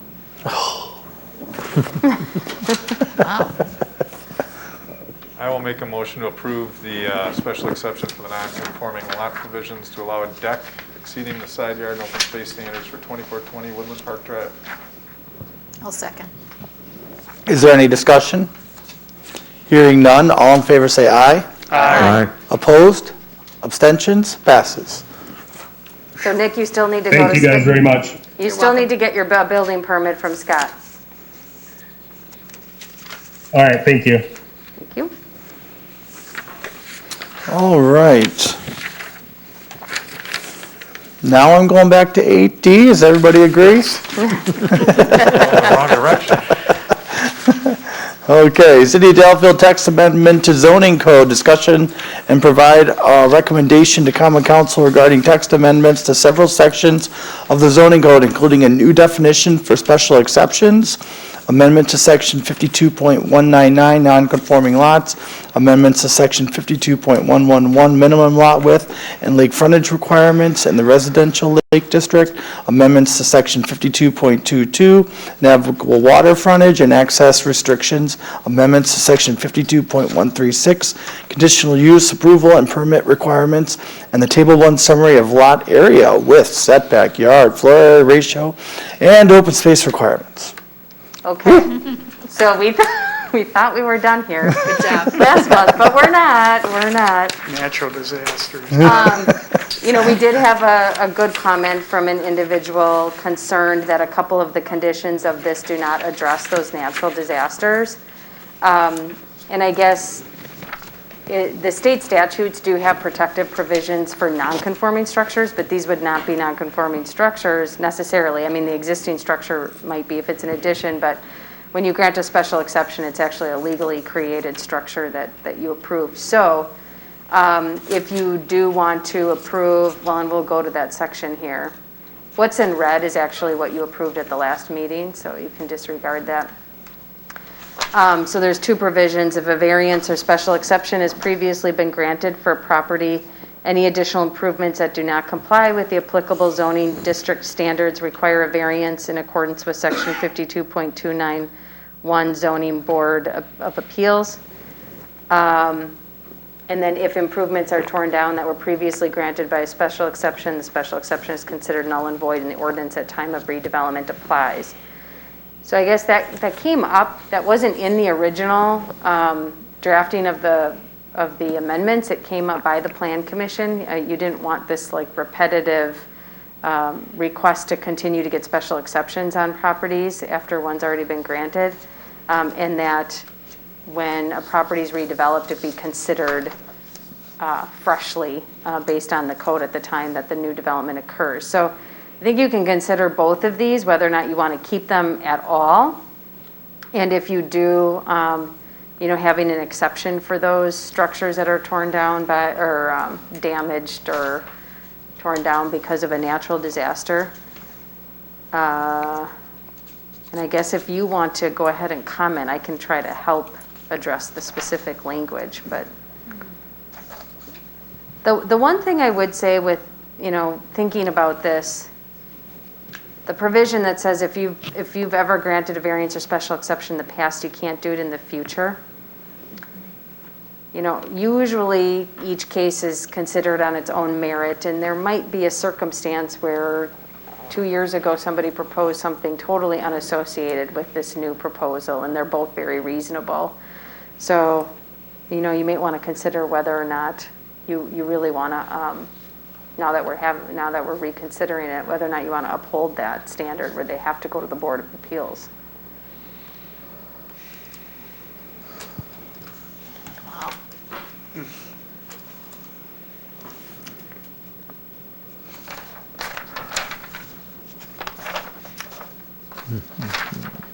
So if they go to the Board of Appeals and they're denied, they're done at that point? Or is there still an open door for a special exception? Well, what this is saying is that if you have a property and you got a variance or you got a special exception for something, you can't go through the special exception process. So you have to go to the Board of Appeals. You have to go to, okay.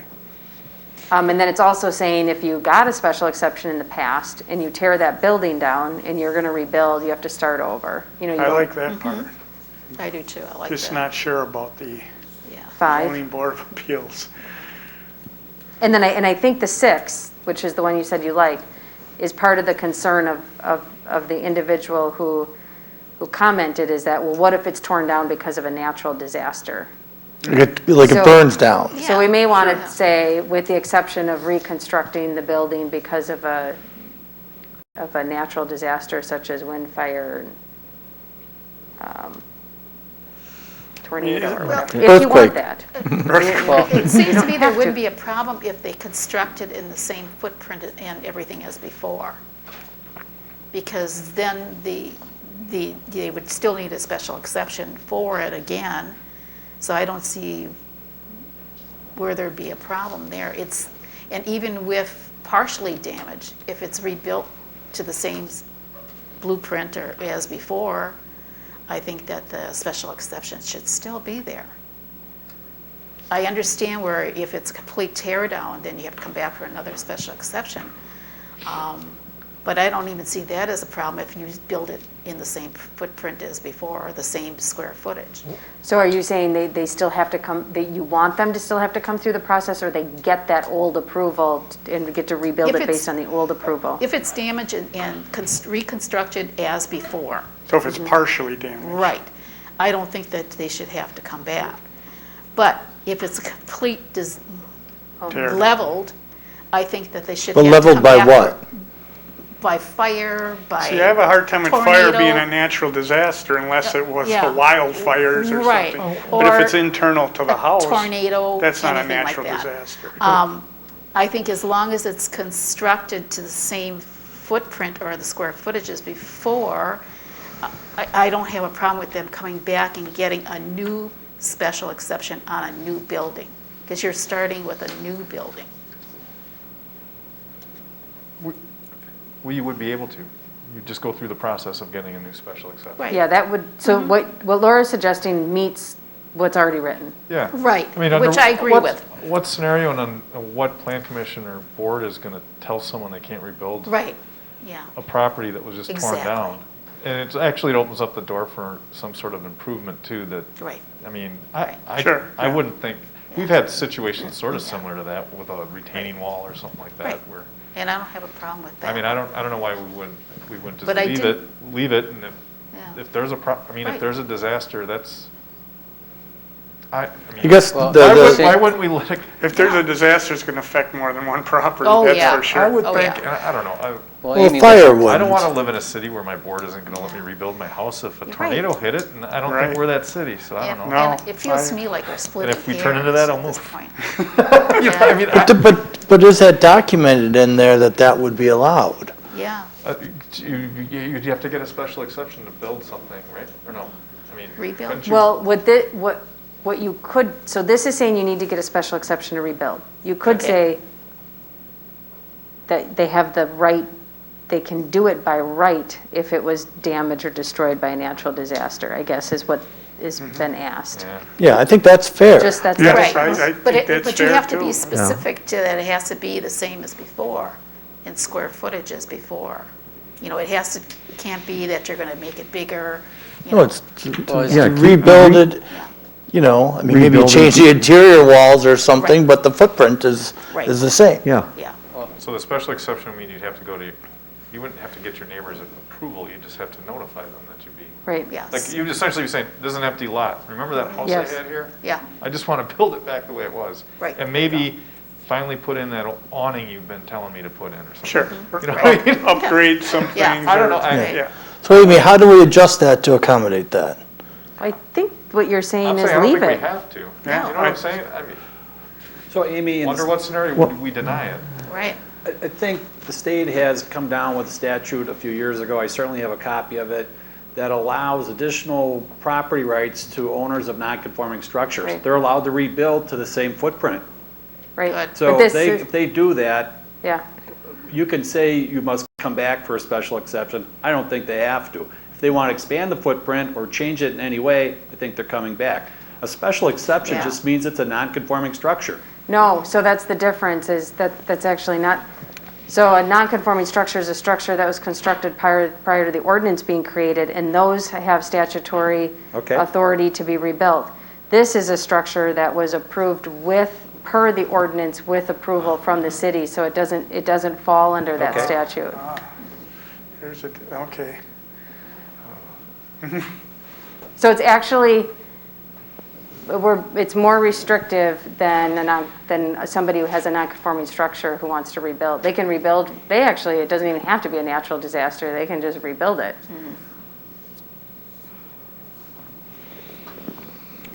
Amy, if I recall correctly, but if we want this in front of us as a special exception, does this fit in the same category of other situations? But in a variance, you require hardship more consideration, which wouldn't that be Yeah, applied? this would be like any special exception that comes in front of you.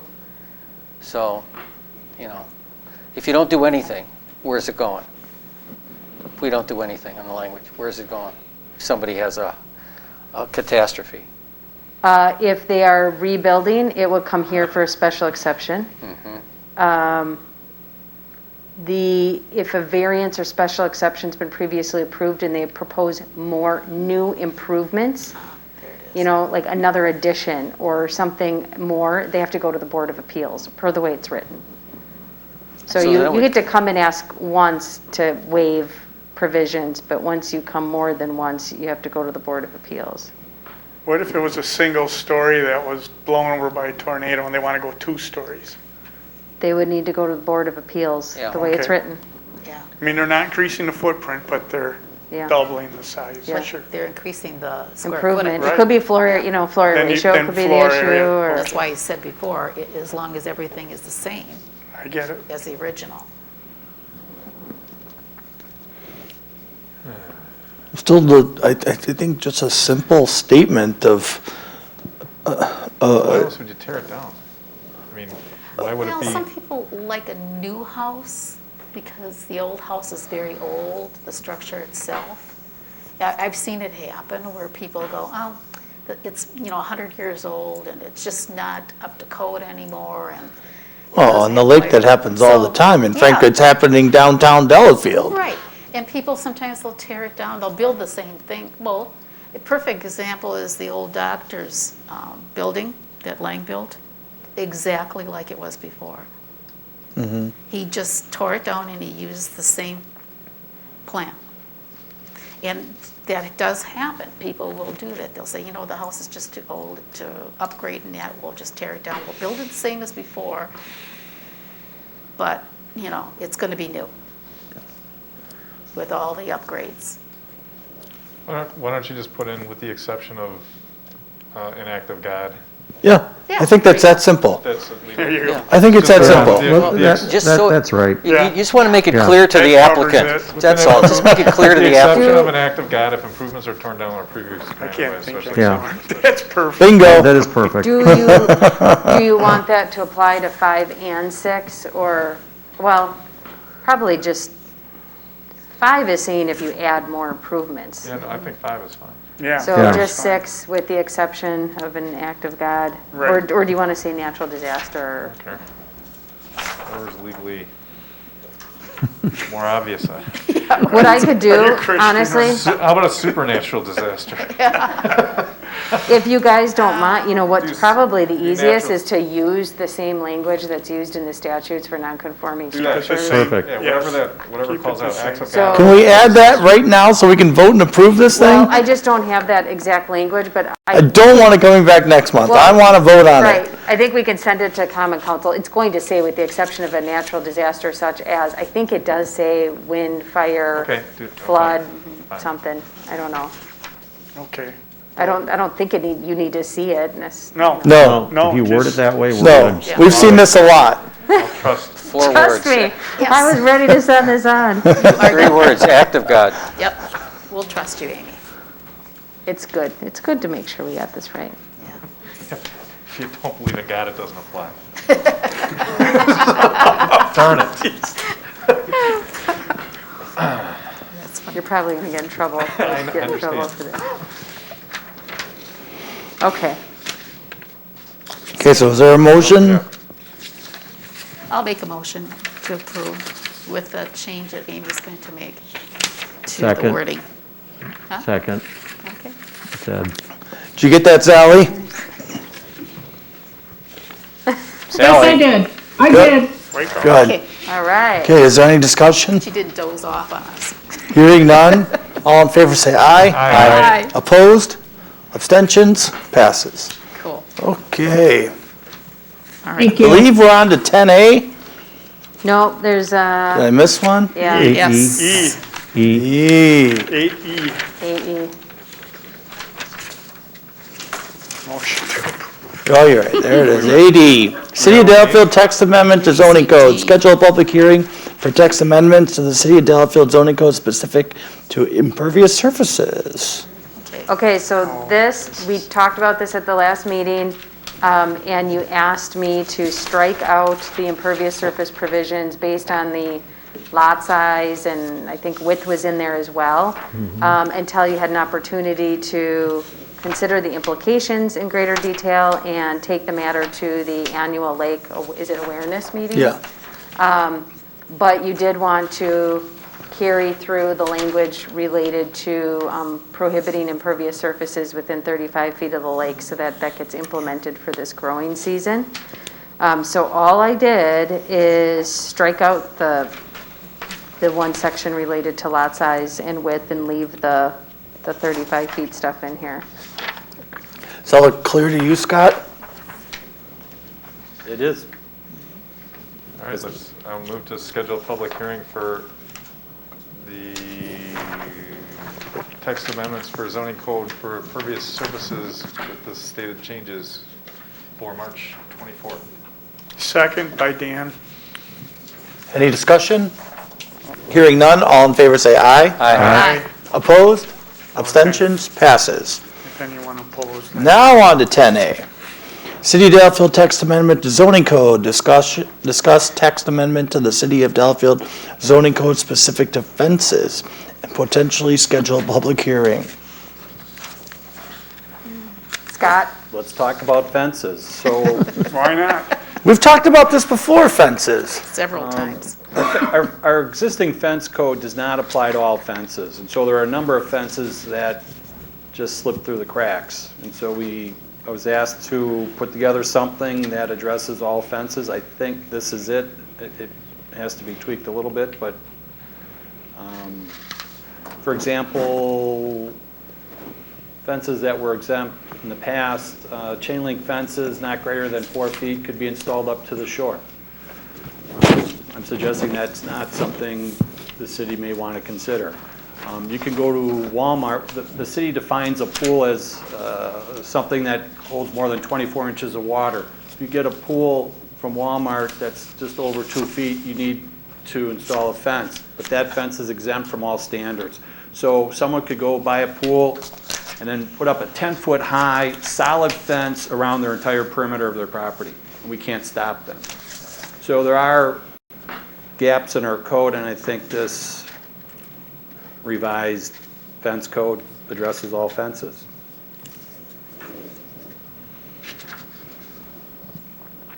I don't know if you want to go through it, or if you want to look at it, we can go into detail next month. So what do we need to schedule a public hearing. Motion to schedule public hearing for the fences. I'll second. Is there any discussion? Hearing none, all in favor say aye. Aye. Opposed? Abstentions? Passes. Okay, 11, report of city officials, planner. Special joint meeting with the common council to be determined. Regular March meeting is March 24th. The regular meeting submittal deadline is March 9th. 11B, correspondence. 11C, plan or anything? Nope. 11D, building inspector, tell us something good. Nothing to report.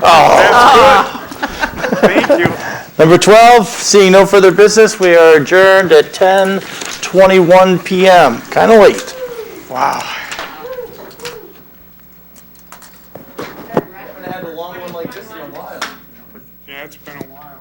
2021 record for time. Do we